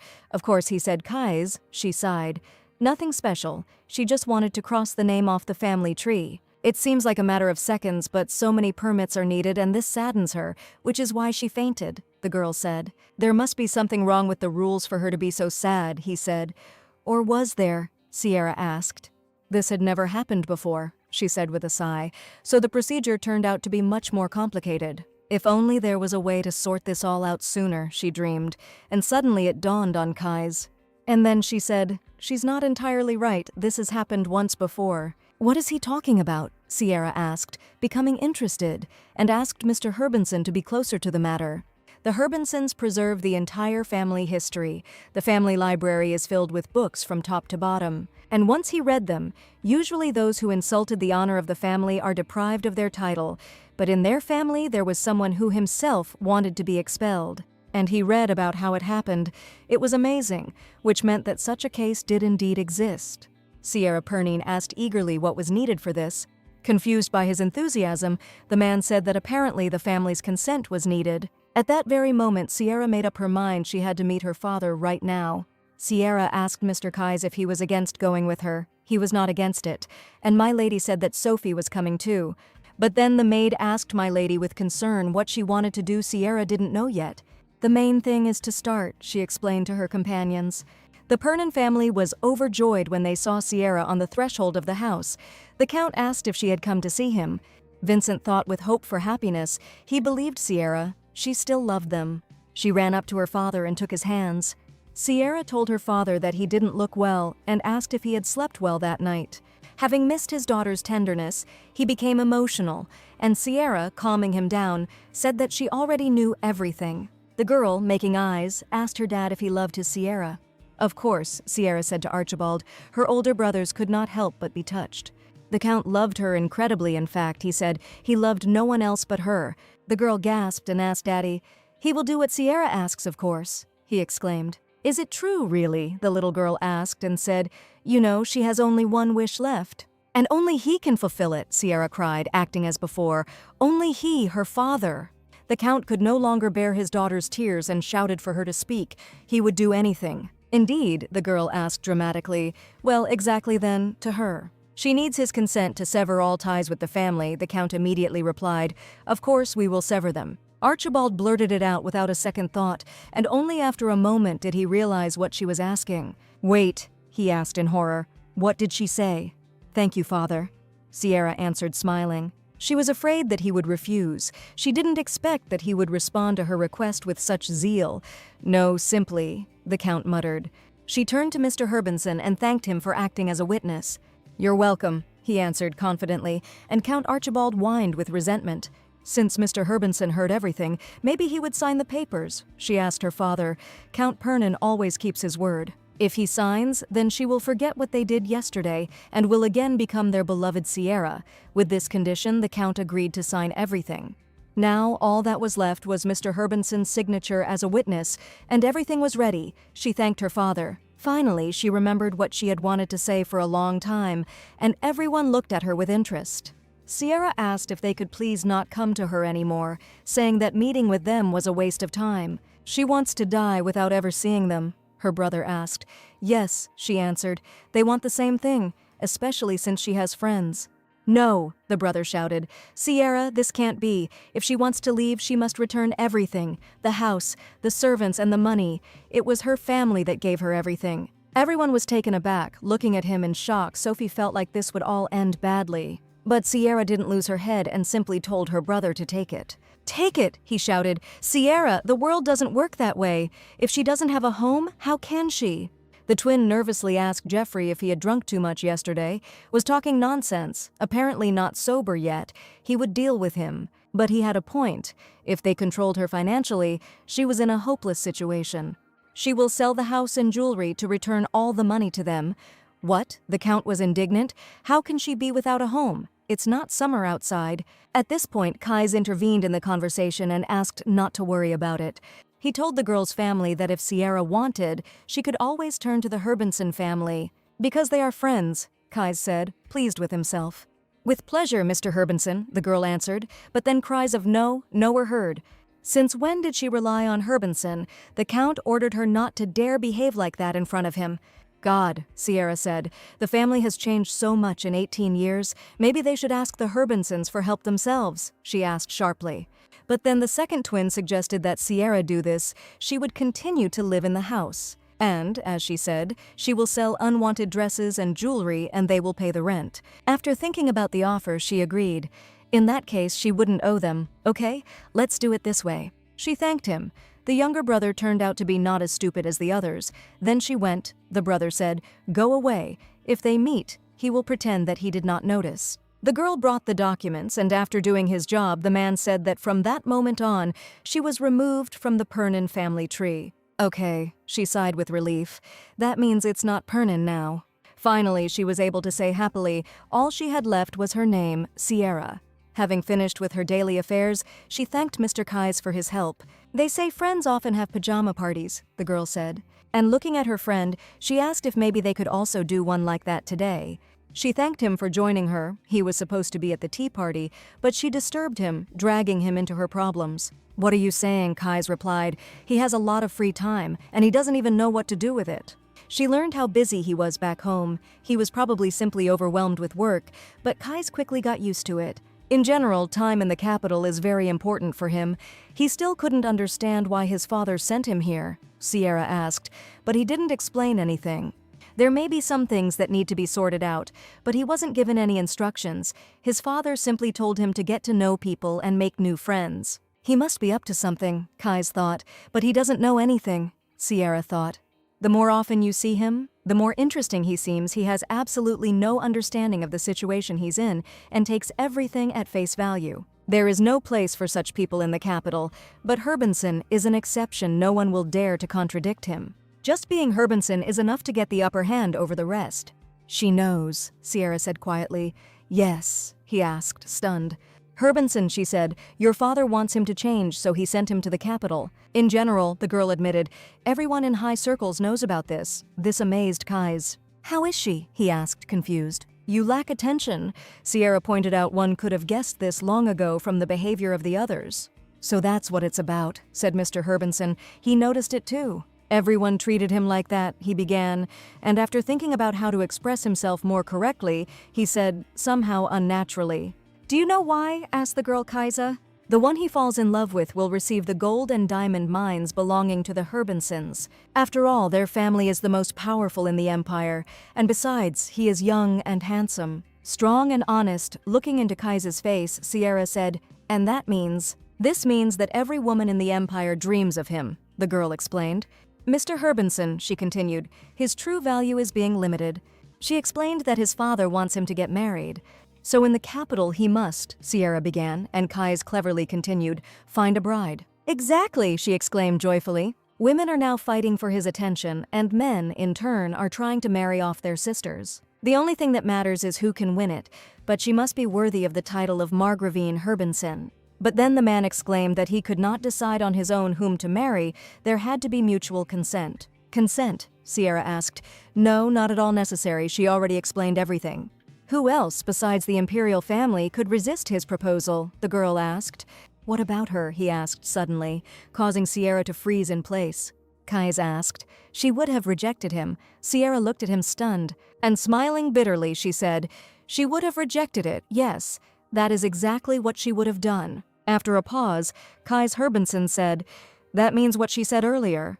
That no woman in the Empire could resist his proposal was not true, he concluded.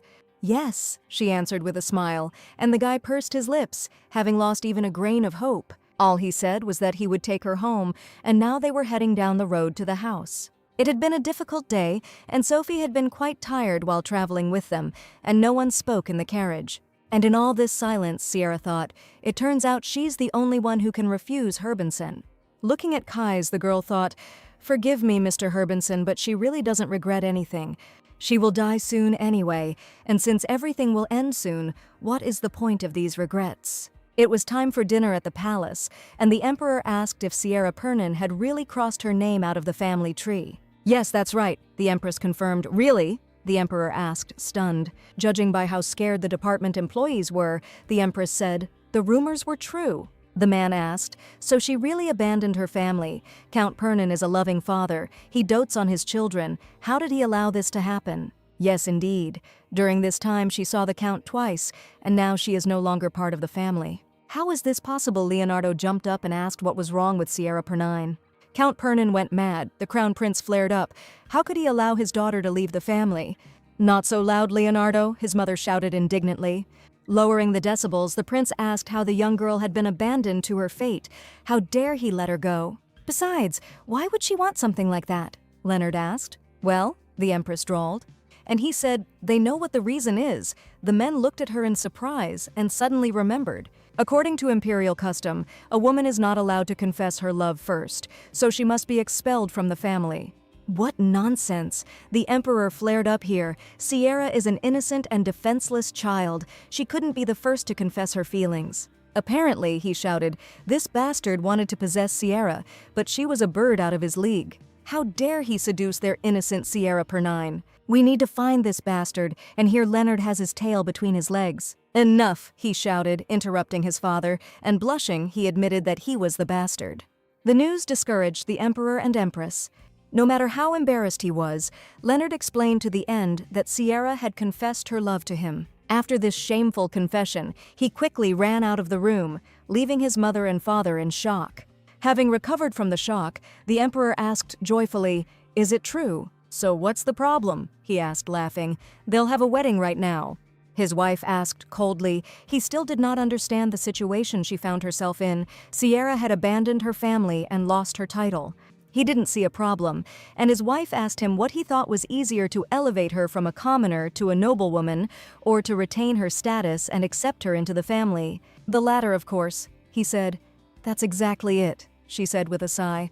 The problem is that now she is nobody. And there are also rumors, the Empress exclaimed, that she is going to marry Herbenson. But this completely crushed the Emperor. It was 9 o'clock at Sierra's house. Everything was perfect, but Kais didn't think the pajama party would be like this. What's wrong with her? She asked. She heard that at a sleepover, friends sit on the bed, eat, drink, play, and sleep together. You can't be in the same bed with a woman before marriage, he thought. Kais Herbenson, at 21 years old, is going through a turning point. The boy asked his father to forgive him. Euphemia suddenly saw crumbs on the bed. Sierra said nothing. We'll clean it up later. Euphemia had been to slumber parties before, so she wanted to try something with them. And so she suggested to her friends to play truth or dare. What is it? Asked Sierra. And they don't know, asked Euphemia. What can we do? We'll explain.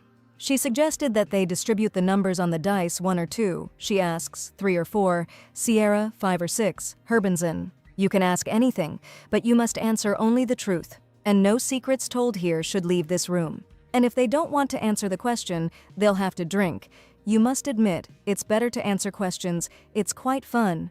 Yes, she asked. To show how to play, Euphemia rolled the dice first. Seeing the number that came up, she asked, seriously, 1, how unexpected. Well, she'll have to ask Mr. Herbenson, Sierra thought. She just put the cube on the bed. Although, what difference does it make? She has nothing to ask them about anyway. Euphemia asked them to answer honestly. And then the girl asked Mr. Herbenson if there was a girl in the capital that he cared about. Kais was so embarrassed that he didn't even dare answer after coughing. "Oh, what a pity," Euphemia exclaimed. Since Mr. Herbenson didn't answer the question, she rolled the dice again, and again it came up as a 1. And, hinting at herself, she asked Mr. Herbenson, "Does this girl have red hair?" "No," he answered sharply. Euphemia was embarrassed and outraged by such a direct answer, but Sierra was amused. "It's a shame," Sierra said with a laugh, but she thought to herself that Kais really was honest. "It seemed that after drinking a glass of alcohol, my senses were heightened. It was difficult to tear my eyes away from her." "What is this?" thought Kais. His head is spinning. Was there really poison in the drink? Under Euphemia's direction, it was time for Kaizu to roll the dice, and this time a 6 came up. The girl asked Mr. Herbenson who he wanted to ask a question to, and he hesitated. Even though they were just playing, he knew it would be wrong to ask about anything personal. However, be that as it may, this question had been bothering him for a long time, so when, if not now? "Lady Sierra," Kai said to his friend. And then at the ball he asked who she had confessed her love to. The question surprised Sierra. "Oh God," she asked, not expecting that she would now have to answer the questions. "Yes," said Kais, he would like to know, and Euphemia was interested, Sierra thought. Mr. Herbenson seemed drunk. He asks questions he doesn't usually ask. His eyebrows are drawn together pitifully on his forehead and his speech is slurred. It's even kind of cute. Sierra agreed to answer the question, but asked them to promise not to tell anyone. "We promise," exclaimed Euphemia. "Excellent," the girl answered thoughtfully. "The one to whom Oa confessed that evening was His Highness the Crown Prince," the girl said. "What?" Euphemia exclaimed in amazement. "His Highness the Prince." So what Sierra asked. "Due to circumstances, she cannot become the wife of the Crown Prince, and he is shy and not the kind of person who can take a mistress. Besides," she said smiling, "she was rejected? Euphemia was horrified. Sierra had been rejected, he thought, and a spark of hope lit in his eyes. Yes, she had been rejected, she said, so she had already sorted out her feelings. Her last words definitely revived Kai's. It turns out she had already sorted out her feelings. Just as he was about to say something to Sierra, Sophie suddenly interrupted their game, shouting for him to wait. "What is it, Sophie?" Sierra asked him. "Now?" the maid asked fearfully. Hadn't they heard anything strange? They fell silent, listened, and heard some unpleasant, monotonous, but muffled creaking. "What kind of sound is that?" Euphemia screamed in fear. "I don't know." Sophie screamed fearfully. "The attic used to be the maid's refuge." She told the guests that only the room above the mistress's room was empty. And the reason for this is that the previous owners of this mansion committed suicide in that room. Euphemia and Sophie screamed, so that's why the sound of footsteps and the creaking of footsteps can be heard every night. Sierra sighed. Sophie again about cultism, which, Euphemia shouted, she already knew and she was not afraid. How could she even sleep in this room? "She's been insulted so many times in public," Sierra asked. "Does she think the claim that ghosts exist might frighten her?" What does that mean? She knew that she was being insulted in society? Her friend was taken aback, of course, Sierra answered. "In any case," Euphemia screamed. There was no way she would sleep in this room. She needed to go and see for herself what that sound was. Kais asked Mrs. Carnium to calm down. Most likely it was the wind, birds, and the sounds of rats moving.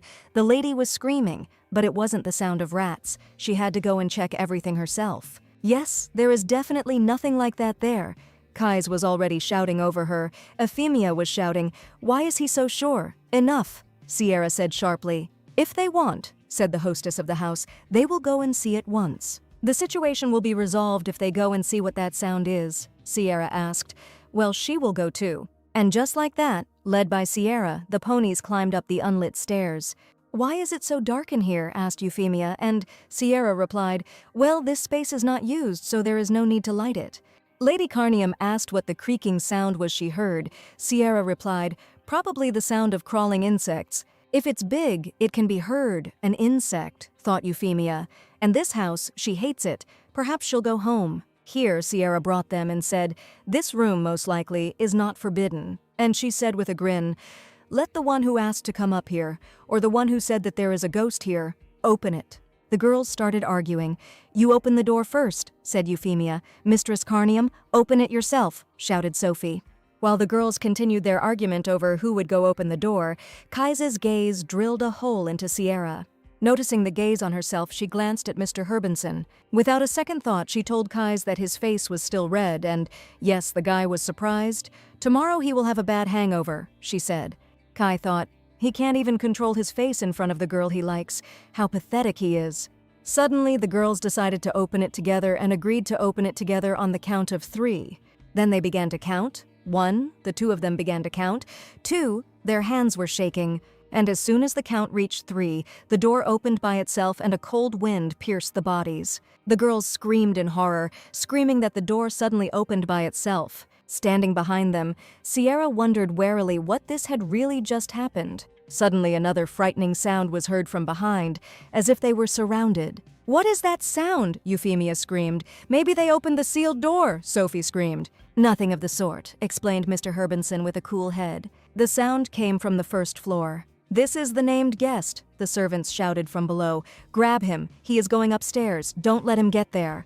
Hearing the screams from below and the heavy footsteps approaching, Herbenson said it was most likely a man, and shielding the girls with his body, he asked them all to hide behind him. Even under the protection of the young Margrave, the girls huddled in the corner, shouting from below, "Enough, not another step, just don't get up." "Something is approaching," Sierra calmly noted. "What should we do?" Euphemia screamed in fear. "Don't be afraid," said the girl Herbenson and took off his shirt, grasping the stick with it. "Even though he was without a sword, he would protect you, and that's why he asked you to hide behind him." "This is a back," Sierra assessed, and Sophie and Euphemia were very surprised and embarrassed. He followed every sound he heard, every movement, and suddenly he realized that he was coming. He is agile and was able to sneak into a guarded mansion and knock out 4 bodyguards. He seems to be well trained, but what the hell was he doing in Lady Sierra's house? "Who is he?" he thought warily, and suddenly the answer itself appeared before their eyes. And I will say without hiding that the identity of this stranger was familiar to them, and it struck them extremely strongly. This intruder turned out to be His Highness the Crown Prince. "Sierra?" he exclaimed immediately as he approached his childhood friend. He heard a scream, and putting his arm around her shoulders, he asked worriedly if she was okay. "Crown Prince," Kais thought, stunned, dropping the stick from his hands. "What did His Highness Leonard need here at such an hour?" the boy asked on guard. Besides, why was he looking at Sierra like that? Herbenson's heart sank. Sierra removed the Crown Prince's hands from her face and said, "Yes, Your Highness, she is fine. And by the way, it wasn't she who screamed here. The fear of the girls behind was replaced by surprise." Euphemia greeted His Highness nervously, and Leonardo said, "Lady Carnium, and she is here, and Sophie too." And also turning his attention to Mr. Herbenson, Kais greeted His Highness. The prince was quite tense by Herbenson's naked body, and he was frozen with shock. Leonard wondered what he had forgotten at Sierra's in the middle of the night, and in that state. And Kais thought warily, Lady Sierra said that Prince Leonardo rejected her, then why did he come? In general, the tension between the two men only grew. Then Sierra turned to His Highness and asked what he needed at such a late hour. Leonard hesitated. After he ran out from behind the table, he left the palace. And so he just walked wherever his eyes looked, wanted to calm down, and didn't even notice how he ended up in front of Sierra's house. Then outside he heard someone scream. He wanted to say so, but he couldn't. He would still think that he was following her. Leonard said he had nothing better to do, so he decided to take a walk and just walked by. "Okay," she said. The prince asked Sierra suspiciously what they were doing there, what they all needed in the middle of the night. So they're still here?" the girl asked in surprise. She had somehow already forgotten. Milady explained to the prince that she, Mr. Herbenson, and Lady Carnium were having a pajama party.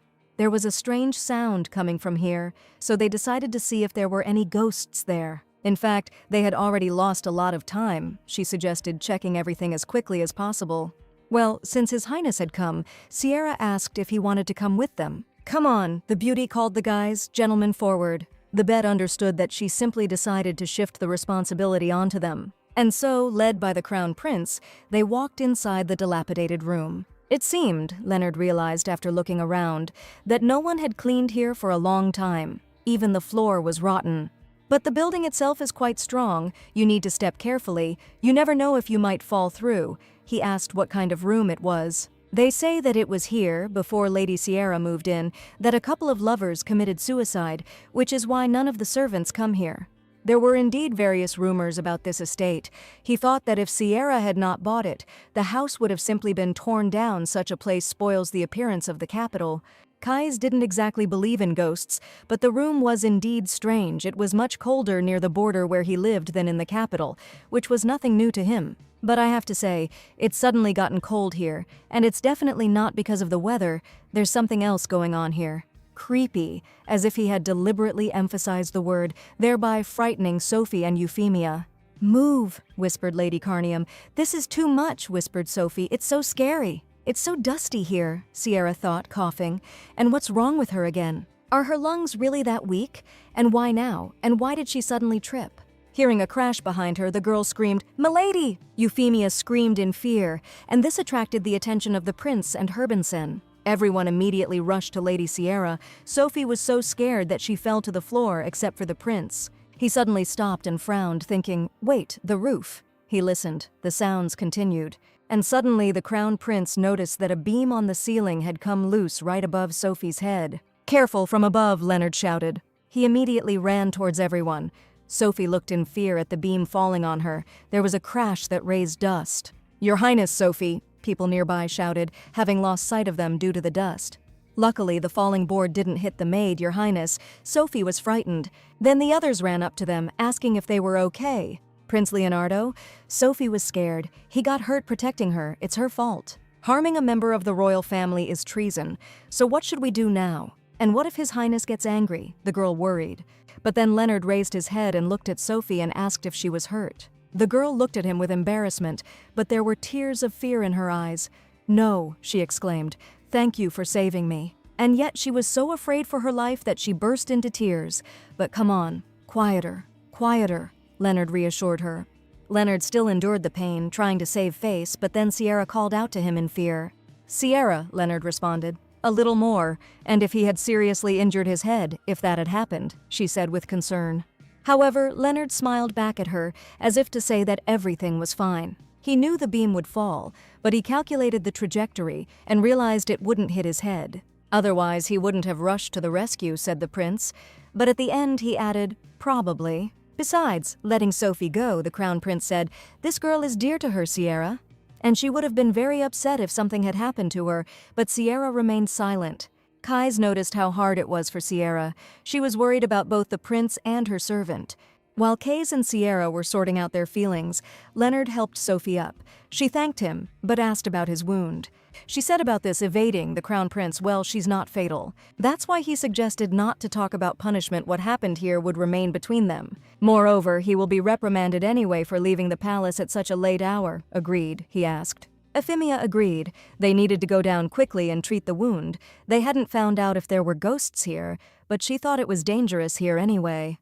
"Speaking of which," Leonard said happily, he already understood what was going on in this room. There were no ghosts. It was the old window frame. "It's logical," Sophie said, stunned. "That?" Euphemia exclaimed. She was frightened by such stupidity. It was easier to believe the prince's version. Well, since they had sorted everything out, he suggested going downstairs. The wound was starting to hurt. He asked Mr. Herbenson to take care of him. "It seems he needs medical attention." Kais obeyed His Highness. "Then go ahead." Before leaving, the crown prince bowed to Lady Sierra and looked into her face.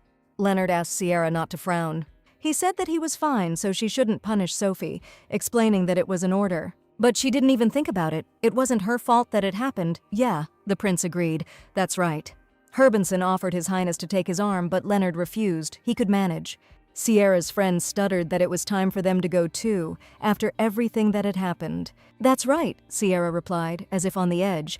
"There are no ghosts in this place." The girls ran ahead to get out of this room as quickly as possible. Case closed, she thought. But was it really true that she looked at the window and saw dark matter condensing together? This alarmed her, but she was quickly brought out of her trance of fear by the call of her friends. "Are you in pain?" asked Sophie. "No, let's go," answered Sierra. "She's fine." The clot was no longer visible. Once downstairs, the crown prince asked the gentleman who was looking after him what was going on. "Fortunately," Herbenson replied, "the wound is not deep. He will now treat it so that it does not get worse, please," the prince asked. The wood was unpolished and there were splinters under his skin. It would be a bit uncomfortable now. Tomorrow there would be bruises on his shoulders and back. Moving might be painful, so he should return to the palace and get proper treatment, I know, the prince replied. By the way, Kais, the crown prince suddenly addressed Mr. Herbenson by name. Leonardo asked if he could address him informally, and he asked, as a friend, what he thought, how he could explain the appearance of these wounds. The friendliness surprised Kais a little. I mean, come up with an excuse, Kais asked. If someone decides to answer for his wound, he will not be well, Leonard explained. What should he tell him so as not to let anyone down, he asked, Herbenson thought. Considering the location and depth of the wound, he could say that he fell from a horse. From a horse? Leonard asked again. Kais, the prince explained, if such a fall damages the back, then the person has broken his neck or died. Yes, he was surprised. But when they teach you to ride a horse, don't they teach you how to fall properly? The prince asked. He thought all people were raised like the Margrave's son. Okay, he'll think of something. He has strength. No need for intelligence. That's about knights. But then Kais called out to His Highness, and I asked, with all due respect, if he could just explain the situation. Kais explained that if he told the truth, it was unlikely that Miss Sophie or Miss Sierra would be punished. But he couldn't. The prince answered and asked if he knew why. No, the knight answered honestly. To begin with, the girls are really not in any danger, but not him. The Margrave's son must protect the crown prince, and he suffered because he closed the Sierra. This certainly won't go unnoticed, it's true, Kais agreed, but that doesn't explain why he can't tell the truth. Because, Leonard explained with a grin, if he was punished, Sierra would blame herself. He rushed to save Sophie because she was dear to Sierra, he would take responsibility for this, and he would think of what to say. But to tell the whole truth and set him up, that won't do. That little girl he remembered Sierra as. She was never unfeeling or indifferent. At this time, Sierra looked menacingly at the butler. The man asked the lady, she called him. Yes, the girl answered. She was just coming from the attic, which is above her room. Really, madam, exclaimed the butler. Sierra clenched her fists and asked if he really thought now was the right time to speak, madam. Don't forget yourself, she said furiously. Can't you see that he's doing something wrong? There were rumors that the attic was haunted, so she went there with her friends for fun, but the beams were already completely rotten. She went there because she thought the butler had done his job and found out if there were any dangers in the house. It never occurred to her that there were still problems, she screamed, and the valet never thought that the mistress would be so angry. As long as she was part of the Pernonet family, no matter what happened, the smile never left her face, telling her that everything was all right. And so it seemed to him that he could work more relaxed. Who would have thought that Miss Sierra would personally go to this stupid attic? He shouted to the lady that he had no forgiveness. No forgiveness, the girl asked again. She was furious. Sophie could have been seriously hurt up there if she had died. He thinks she would have spared his life. The butler cringed. While she was on edge, it was necessary to deal with each one. She ordered to call her personal security. The guilty knights soon arrived to see their mistress. Listen carefully, she said. Count Pernonet selected them for her protection. They were supposed to keep an eye on the area from the outside, but a certain individual not only broke in, but also made his way into the house. Luckily, the Margrave's son was with her, and the unknown person turned out to be an aristocrat who was kind to her, but if things had turned out differently, what would they have done? Besides the fact that the intruder knows the layout of the house better, it didn't even occur to them to split up to find it and protect it. You were definitely trained, Sierra screamed, breaking down in anger at them for their misdeed. You better keep quiet, she ordered. If they blab about who visited them today, they will answer in full. And they will never be able to serve the nobility again, she explained threateningly, and asked if they understood her. Having spoken, she snorted at them, getting by with a warning. But still, how she wanted to hit them in the face, although it was obvious that they would not feel her blow. She didn't understand why her hands were itching so much, and suddenly a brilliant thought came to her mind. Attention, she announced, and security immediately responded. Sierra ordered them to slap each other, the men asked in horror. What is she talking about? The men asked, and the lady continued. Take turns hitting the other guard with all your strength. The one who hits the hardest will escape punishment, she asked with a smile. Sounds wild, doesn't it? Well, what are you waiting for? Asked Sierra. Go ahead. The sounds of a struggle attracted the attention of the prince and Mr. Herbenson. What are those sounds? Asked Kais. Leonard laughingly suggested going to look and asked, well, isn't he right? Judging by the sounds of the blows, Sierra did something similar to what he was talking about. She is not the type of person to let things slide. Her personality has changed a bit over the years, but Sierra is still very much herself. It's strange when he speaks to His Highness, he gets very nervous. He still hasn't noticed anything about him that could be faulted. He does not flaunt his status, and his behavior can be called magnanimous. Perhaps one should be grateful that he will serve such a person in the future. However, this is what worries Herbenson: his fair skin, straight nose, and sharp cheekbones. A playful smile like a cat, neat eyebrows as if drawn with a brush, and eyes as blue as the sky. They are nothing like Sierra's first love, and what's more, he called His Highness. After noticing that he knew her very well, Leonard smiled and then laughed. That's right, Kais, the Crown Prince confirmed. He's known Sierra for 15 years. They first met when she was just starting to talk, and from then on they always went to each other's birthday parties.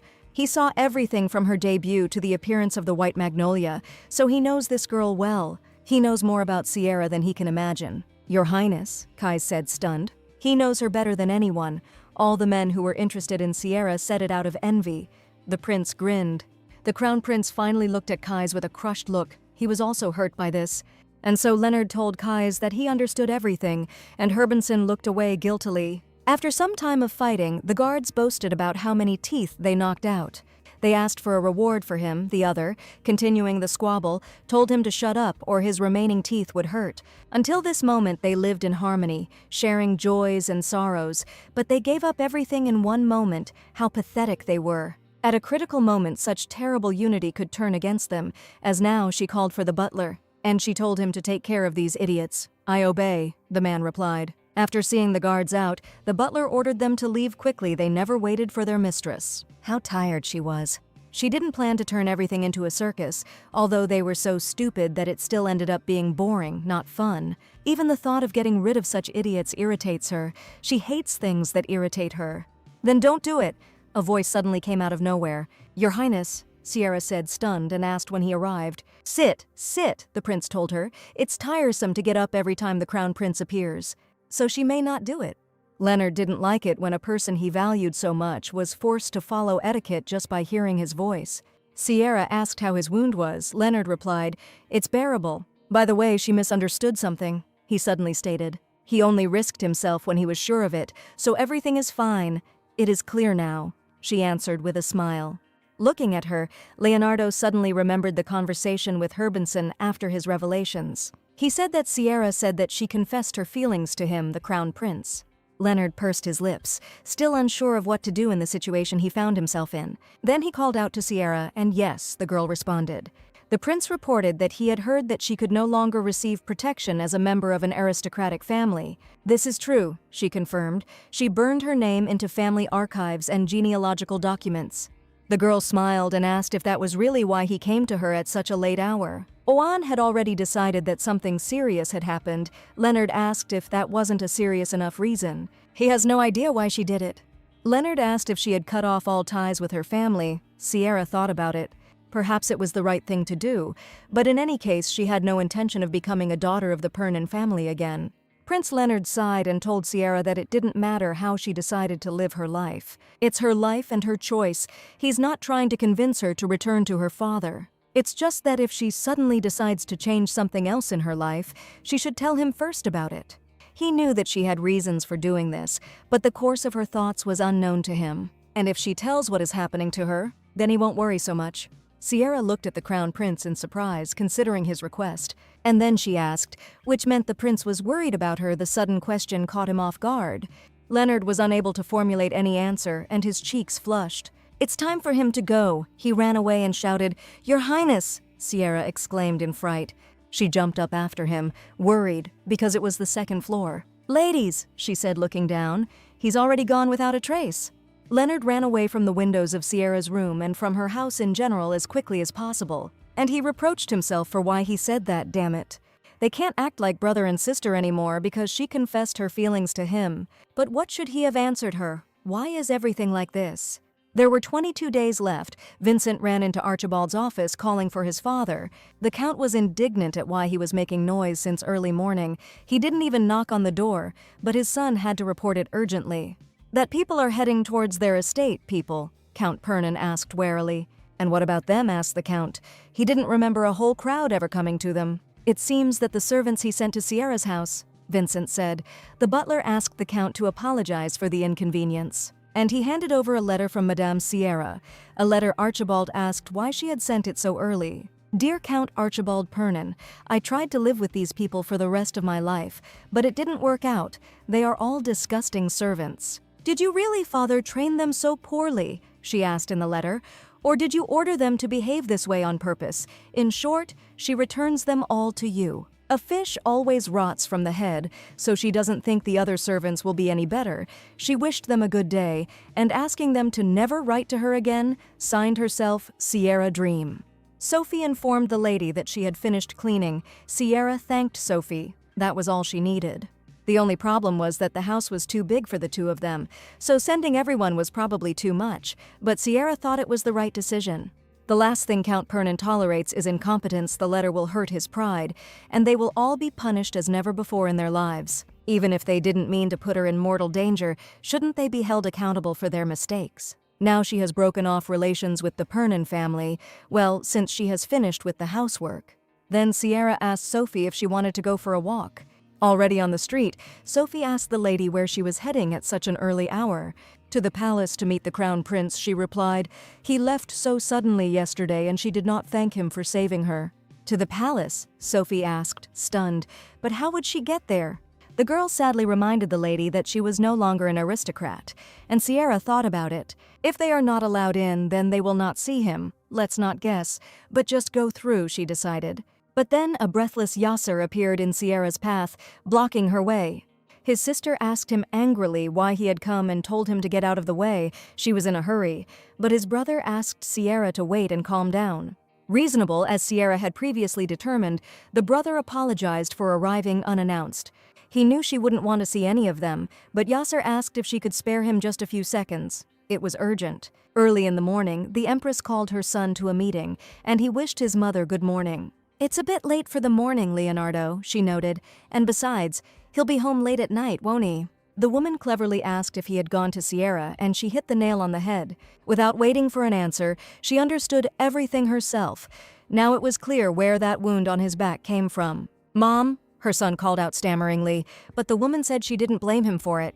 Everyone knew that he cared about her. She would scold him for running away without dinner, but later. The guy lowered his head and said that he was very sorry. In general, the Empress Leonardo continued. Another problem has arisen, she said, and handed it to the prince. Is it a book? He asked. Or just reading the title and seeing Leonard's cover, I was overcome with horror. Sierra Pernine, the white magnolia of high society. In the middle of the night, she brought two men into her house. What happened in her bedroom? She couldn't believe someone had spent all night drawing the cover. I wonder how much it cost, Sierra, Yasser called her. He said that the new issue of the newspaper had spread throughout the capital, and he was sure that all the aristocrats had already read it. She left society because she didn't want to get involved in any trouble, and then there was this gossip. She had to read it. Everyone will agree that Sierra is acting strangely.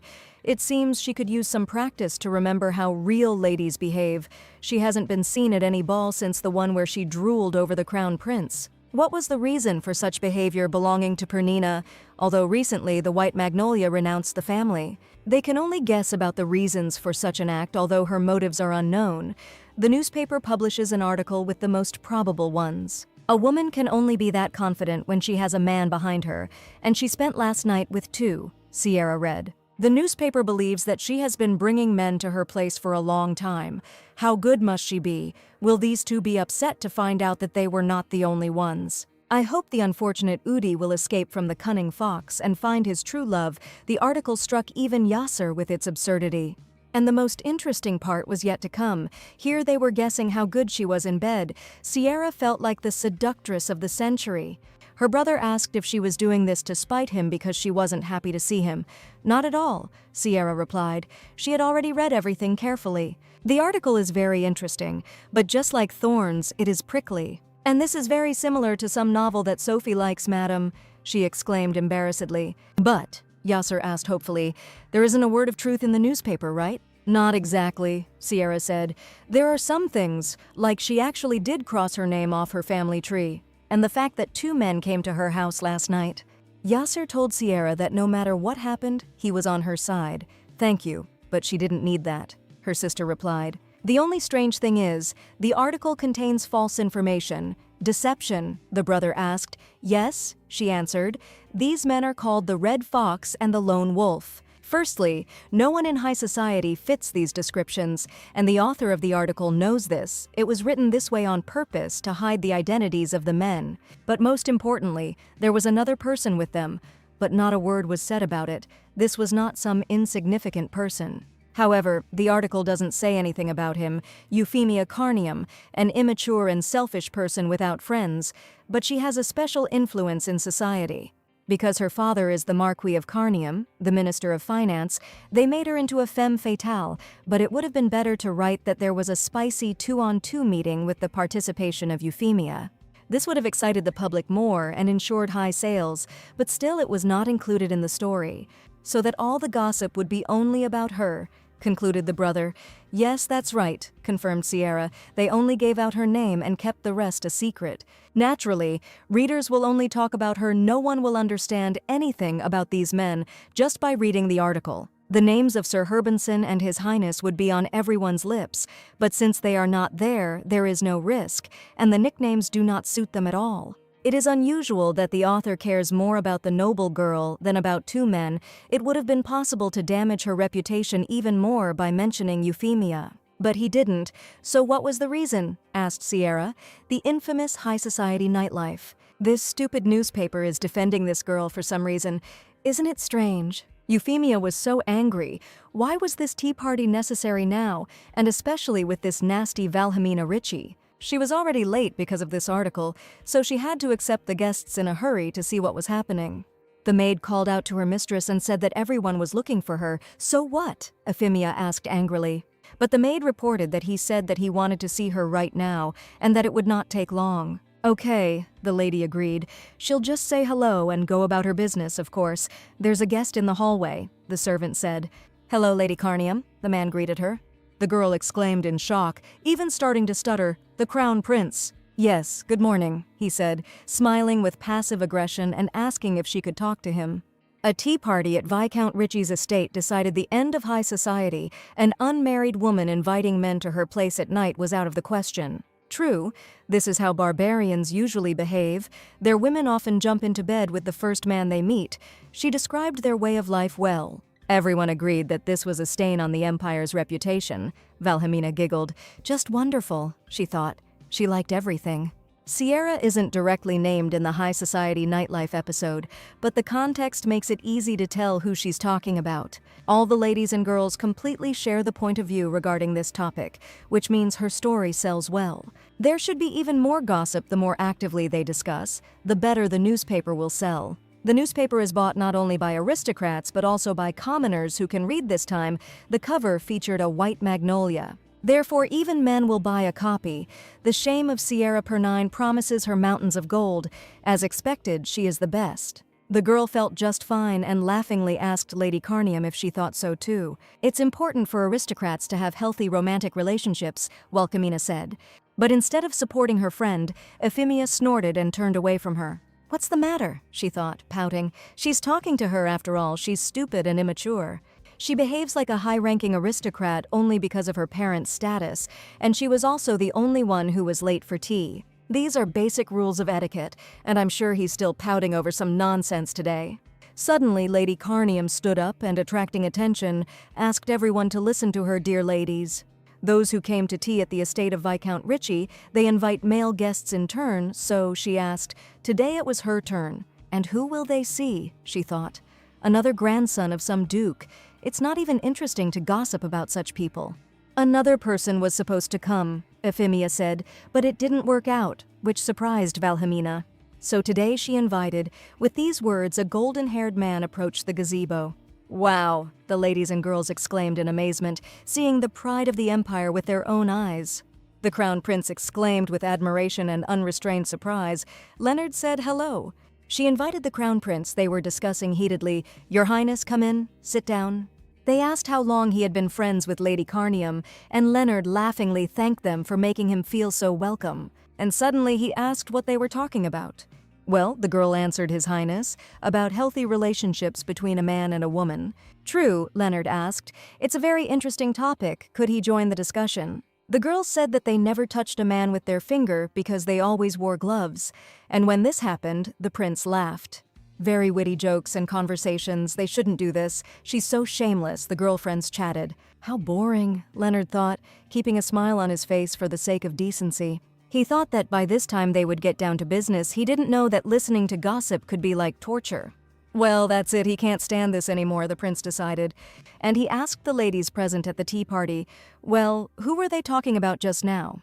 The other girls became wary and looked at each other, but Valhamina proudly declared about Sierra Pernina. So, she asked, seeing their frightened looks, are they finished with this topic?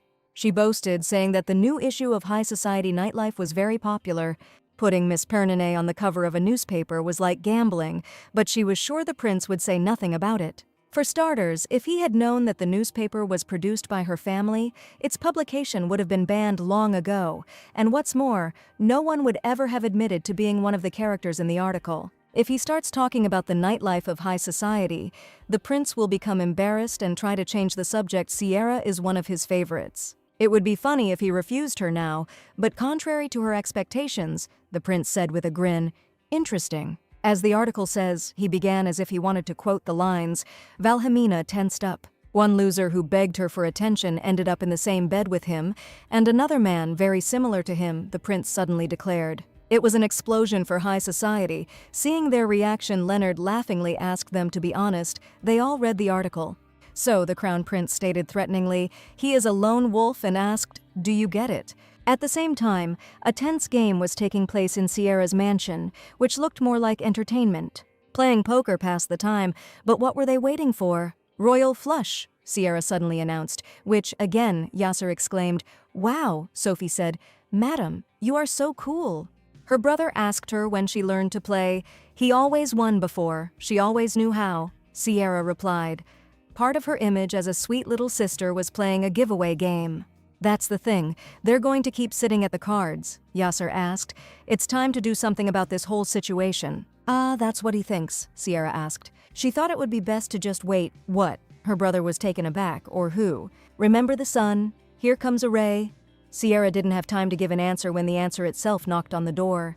Sierra asked Sophie to open the door. Yes, ma'am, she replied, and her brother asked in shock who it could be. And what does he think? She asked. The hero of a scandalous article about nightlife. I wonder if he's afraid of ending up in the newspaper again when visiting her. From the entire capital, only one person could come here now. Lady Sierra, out of breath, greeted Herbinson and entered the room. Come in, Kais, the main character of the news asked in a friendly manner. The article turned out to be quite interesting, she noticed, and asked if he had already read it. Time dragged on, but the tension between the two guys did not evaporate, and no conversation started. Sophie told the lady that she brought tea. Sierra thanked her. She told the guests that this was the tea that Sir Herbinson had given her, and that she often brewed it because it smelled very nice. Sierra, Yasser asked with concern, she has a plan, right?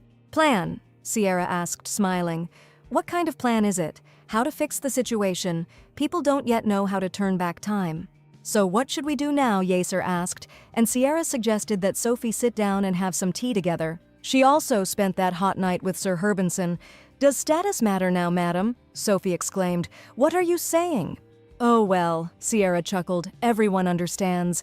And eventually Sophie sat down with them. After a moment of silence, Kays asked Lady Sierra if she was going to do anything. For example, you can tell people that there is not a word in the article, Sierra interrupted and asked, so what if it is not true? Should she really leave the house now and go tell the neighbors about this? She asked Yasser what the aristocrats were doing now. The guy was sure that everyone was talking about her, even though they weren't saying her name. If she pretends not to have read the article and watches from the sidelines, because that is how people in high society usually behave. Sophie understood that if she made a statement and tried to refute everything, that would be correct, Yasser explained. If they find out that Sierra reads nightlife, which is not much different from banned literature, then this will be another reason to ridicule her. Then, Herbinson thought in horror, now everything is going against Sierra. She ruined her reputation overnight because of this incident, and she was involved in it. Kays didn't want to hurt Sierra at all. How could that be? Sierra asked her brother Yasser if the Pernin family was suffering financial losses because of this article, so he rushed over, yes. No, sister. he answered hastily. Of course there are losses, but he is worried. Not so much about this, but about her. Did he forget? Sierra asked without even looking at him. There is no need to worry, because… Wait, is Sierra really going to say this right in front of Sir Herbenson? Damn! He cursed, and then Sierra said, she will die in 22 days. What? Taken aback, asked Kays. The disease? Sierra said. In a little more than 3 weeks she will be gone. So she will sit in her room and enjoy her new hobbies, and on the appointed day, what is supposed to happen will happen. She has no power to stop these rumors, but even if she could, she wouldn't do it, because she will die anyway when the time comes. Anyway, they don't have to worry about it at all. They can publish a retraction when she leaves them. They will say that their little sister died in agony and will bring the nightlife to light if possible. This will restore Pernine's reputation. Yasser shouted at Sierra that they wouldn't do that, but then she turned to Sir Herbenson. She asked him not to be sad about her departure. They had only met recently, and he was already so downcast. It's better for him to be sad because of someone closer. However, after these words of the girl, Kays Herbenson became even more upset. Sophie asked Lady Sierra if that meant she would leave everything like that. The lady would die, and only then would Pernine be able to deal with the consequences. It's a good point. What was written didn't solve her life or throw her off track, so she really doesn't think it's necessary to do anything. But if you think about it, this article really exposed her. Sierra used the best language. So if she finds that bastard who wrote this ahem text, she will grab her by the hair and rip it out forever. Although she only had 22 days left, they would be wonderful days if she could peek this, peek in, peek. Laughing, she asked how she could do it. Her mistress is a very gentle and kind person, so she decided to pay back her offenders 100-fold. Moreover, she has so little time left to live, so she sees no reason to control herself. She is sure that Lady Sierra will scalp the author. That's right, whoever it is, he doesn't know who he's dealing with. What? Valamina thought fearfully. A scandalous situation was developing. Why did the Crown Prince give himself away? Richie's daughter worried. She didn't want to deal with it now. Could it be that she caught the prince's piercing gaze on herself, and her body was thrown into the cold? Does he really know that the Ritchie family is behind the high society nightlife publication? Mommy, Valamina thought in horror, looking at her mother. What should she do? Calm down, everything is fine, the Viscountess said with her eyes.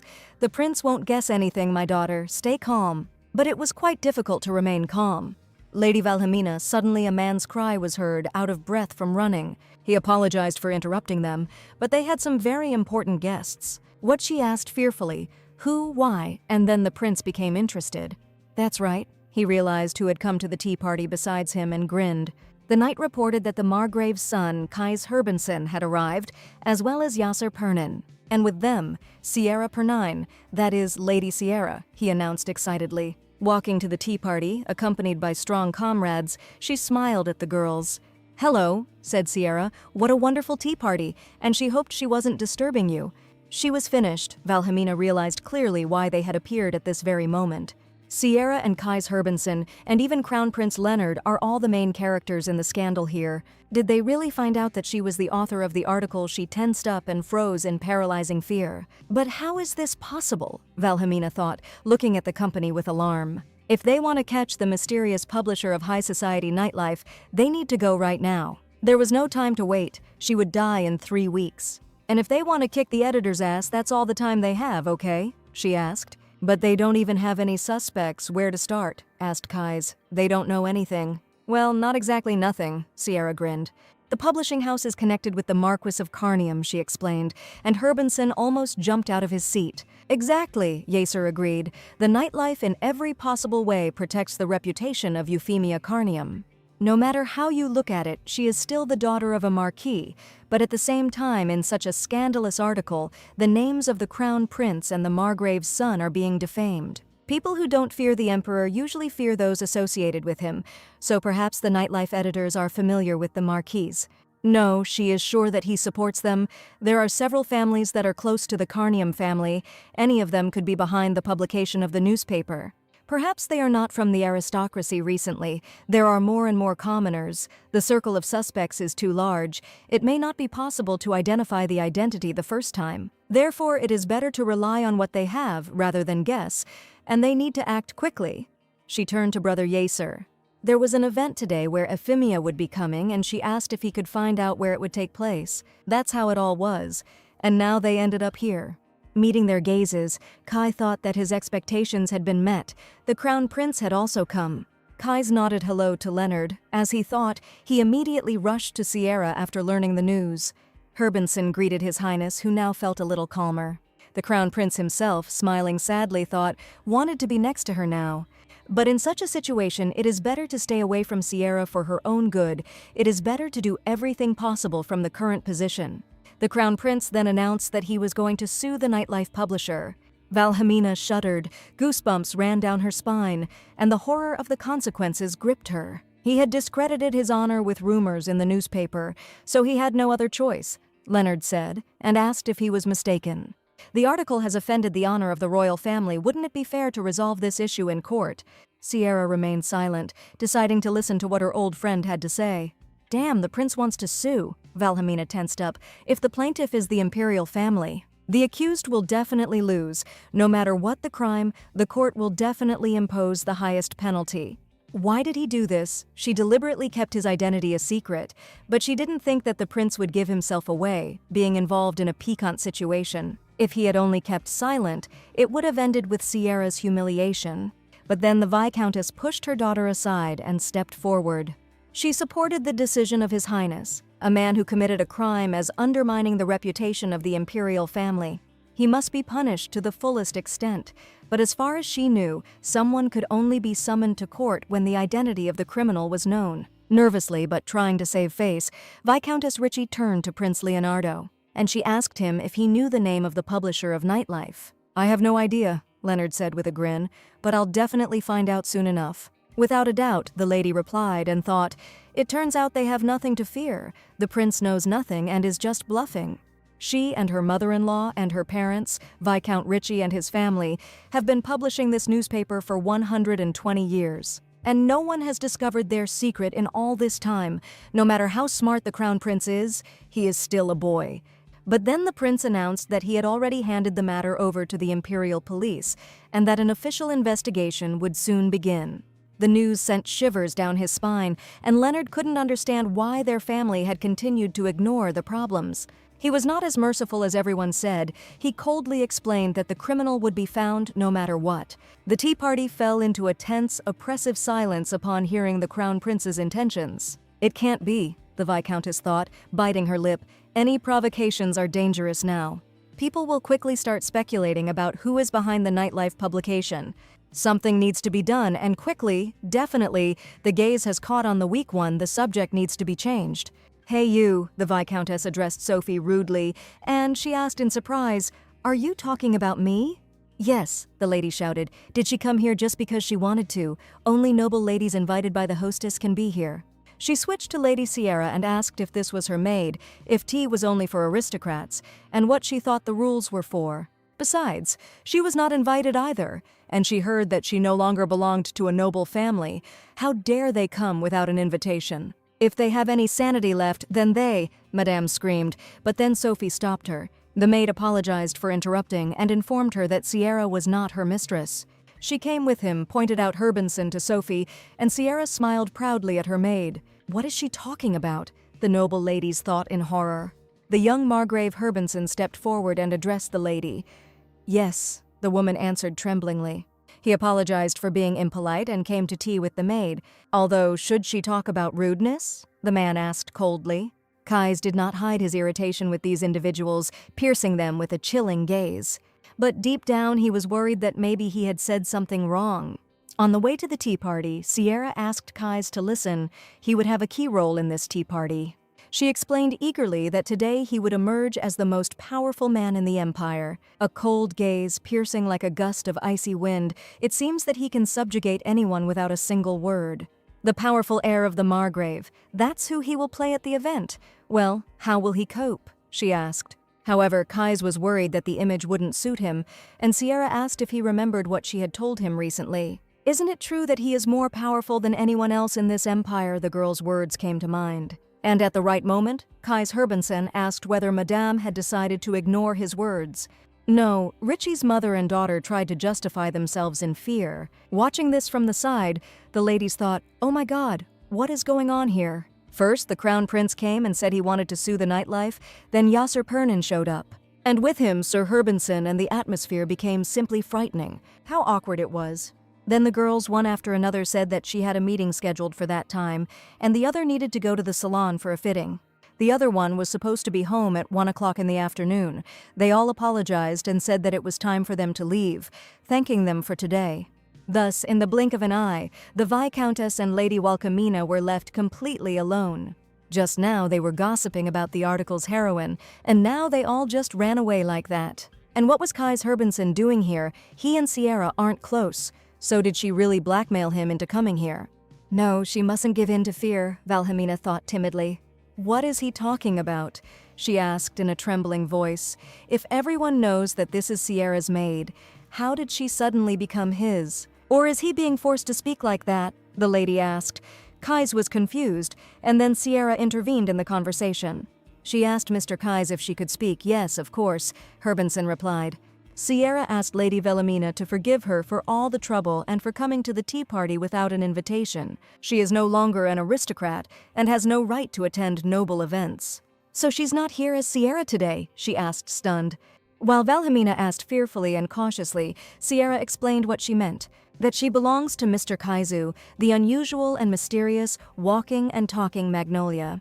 Everyone who read the article immediately understood what she was talking about, but they didn't want to understand what kind of nonsense she was talking or where she drew parallels. What? Asked Wilhelmina. What was she talking about? But Sierra asked to just listen. When you go to tea, they don't say that they will bring things with them, so she might think the same about this situation. She could be here in such a status, she asked. Yes, Sophie serves her, but she is Mr. Kais's white magnolia. So if she or the Viscountess is not happy with something, why not tell her master about it? Sierra asked. Master, Kais repeated in his thoughts in horror. The girl was proud of her speech, but when the guy didn't react, she poked him in the side with her elbow. With a shudder, he agreed with her, saying that everything was correct. It's a shame the other ears are gone, he added. By the way, now they'll have to ask Viscount Ritchie for help. How should I understand this? Madame asked, grimacing, but Kais could not answer anything. Look at him. He didn't understand anything, so he fell silent. Sierra intervened and said that she, the white magnolia, would speak on his behalf. In general, the girl asked, what is the Herbenson family like? For a long time they were the defenders of their borders. To whom is the Margrave loyal? Of course to the imperial family, she answered herself. His Highness the Crown Prince urgently summoned Mr. Herbenson this morning, so the nightlife made a mistake. How dare they write an article about His Highness, the second son of the Empire? This infuriated Mr. Kais. The guys heard about it for the first time. So he decided that if he was going to sue Nightlife, he needed to find whoever was publishing it. But where to start looking? Sierra asked. An order was given to the Imperial Police, which began an investigation, so it was only a matter of time before the right person was found. But it's better to find a publisher quickly, isn't that right? She asked the girl as she advanced. And she threateningly stated that to do this, it was necessary to start from the very beginning. And how could they guess? The first point is those who know the Marquis of Carnium, the girl stated. What? Euphemia asked, taken aback, and suddenly exclaimed indignantly, Sierra, what is she talking about? After hesitating to answer, Wilhelmina cautiously asked where such thoughts came from. She doesn't know herself, Sierra answered with a grin. It was Mr. Kais who came to this conclusion, not her. Whatever it was, that's what Sir Herbenson decided, and that's all they talk about. That Viscount Ritchie could be of great help in finding a nightlife publisher. What would they say? Sierra asked with a glare. What did they think of the idea? What did she say? Wilhelmina asked in horror, dumbfounded by the fear of being exposed out of nowhere. Sierra asked if the Marquis of Carnium's connection to the nightlife publisher wasn't astonishing and frightening. The girl knew that Viscount Ritchie had been quite close to the Carnium family for a long time. Doesn't the Viscount's family maintain relationships with his friends? Well, yes, she replied. You see, she asked, moreover, His Highness the Crown Prince filed a lawsuit for slander against the imperial family. He wants everyone behind the newspaper to be arrested as soon as possible. So Sierra believed that they would cooperate. Well, the girl asked the suspects if they agreed to help them. Right, thought Wilhelmina, perhaps this was her chance. From what she heard, they were already on the trail of the Marquis of Carnium, although their family was above suspicion. They may have an advantage because they have more information, and they will pretend to help the prince and hinder the investigation. They would hide all evidence of their connection with the newspaper. Everything would work out, she decided, and said that she would be happy to help them. And she, Euphemia Carnium suddenly exclaimed, she will help too. The girl desperately wanted to know who was running the nightlife. She will not allow the family's name to be discredited and will remove all suspicion from it. Euphemia will prove that they have nothing to do with it. Euphemia went home. She probably made a fuss as soon as she returned. She knows her.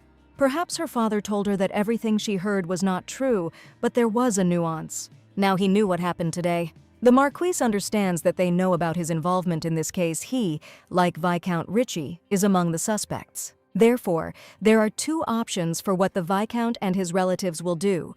The first is if the Carnium family is not a publisher after all. Then, to prove his innocence, Ritchie will go out of his way to try to help.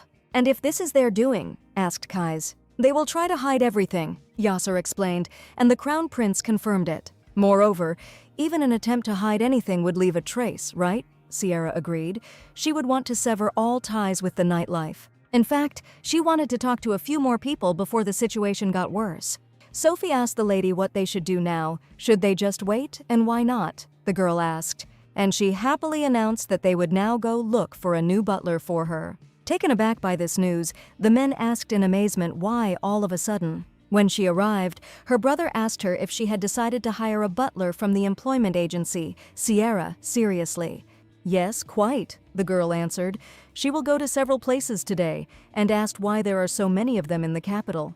Sierra, this is crazy, Yasser shouted. She understands everything perfectly well. The position of butler is hereditary. They prepare for it from childhood. She cannot hire someone she doesn't know.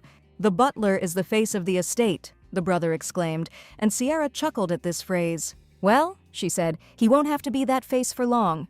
The Crown Prince didn't understand the meaning of this phrase, but Kais next to him sighed heavily. Besides, the girl said, she could no longer trust her family. Pricking her brother's words, she offered to come in. Excuse me, she said, looking into the shop. The resting man practically jumped up and asked how he could help. The aristocrats were in such an unsightly place, but Sierra interrupted him and said she needed someone to do some work. The girl asked to give her a complete list of those who can read and write well. The newspaper owner was not caught only because the publishing house is small, but the main articles are written right there. If you look closely, they are all small in size. The topics are different, but the introduction and main text are the same, an article for mass production. It's made according to a general template. If you don't look closely, you won't notice anything. The sentences are written a little differently, and different phrases and words are used. Another point is that the names of different authors appear in the nightlife. The publisher hires those who write about the rumors of the city. To make it easier to keep your identity secret, several articles are written in the same style. In them, the conjunction, but is often replaced by however, the habit of using certain words indicates the handwriting of one author. This means that all 7 of these names are just pseudonyms. They took lists from all 7 of the capital's employment agencies. Someone pretends to be different people to write for the nightlife. He understood the psychology of the publisher of this newspaper well. He's quite a cheeky man, Leonard grinned. That's right. Jonathan Marco, Hugh Hawley, Dennis Walker. This man has signed 20 names into the offices in the last 3 months. If they find it, they'll get a lead to the publisher of Nightlife. The author of articles from the most scandalous newspaper of the empire, Nightlife of the High Society, Eisen Hessen.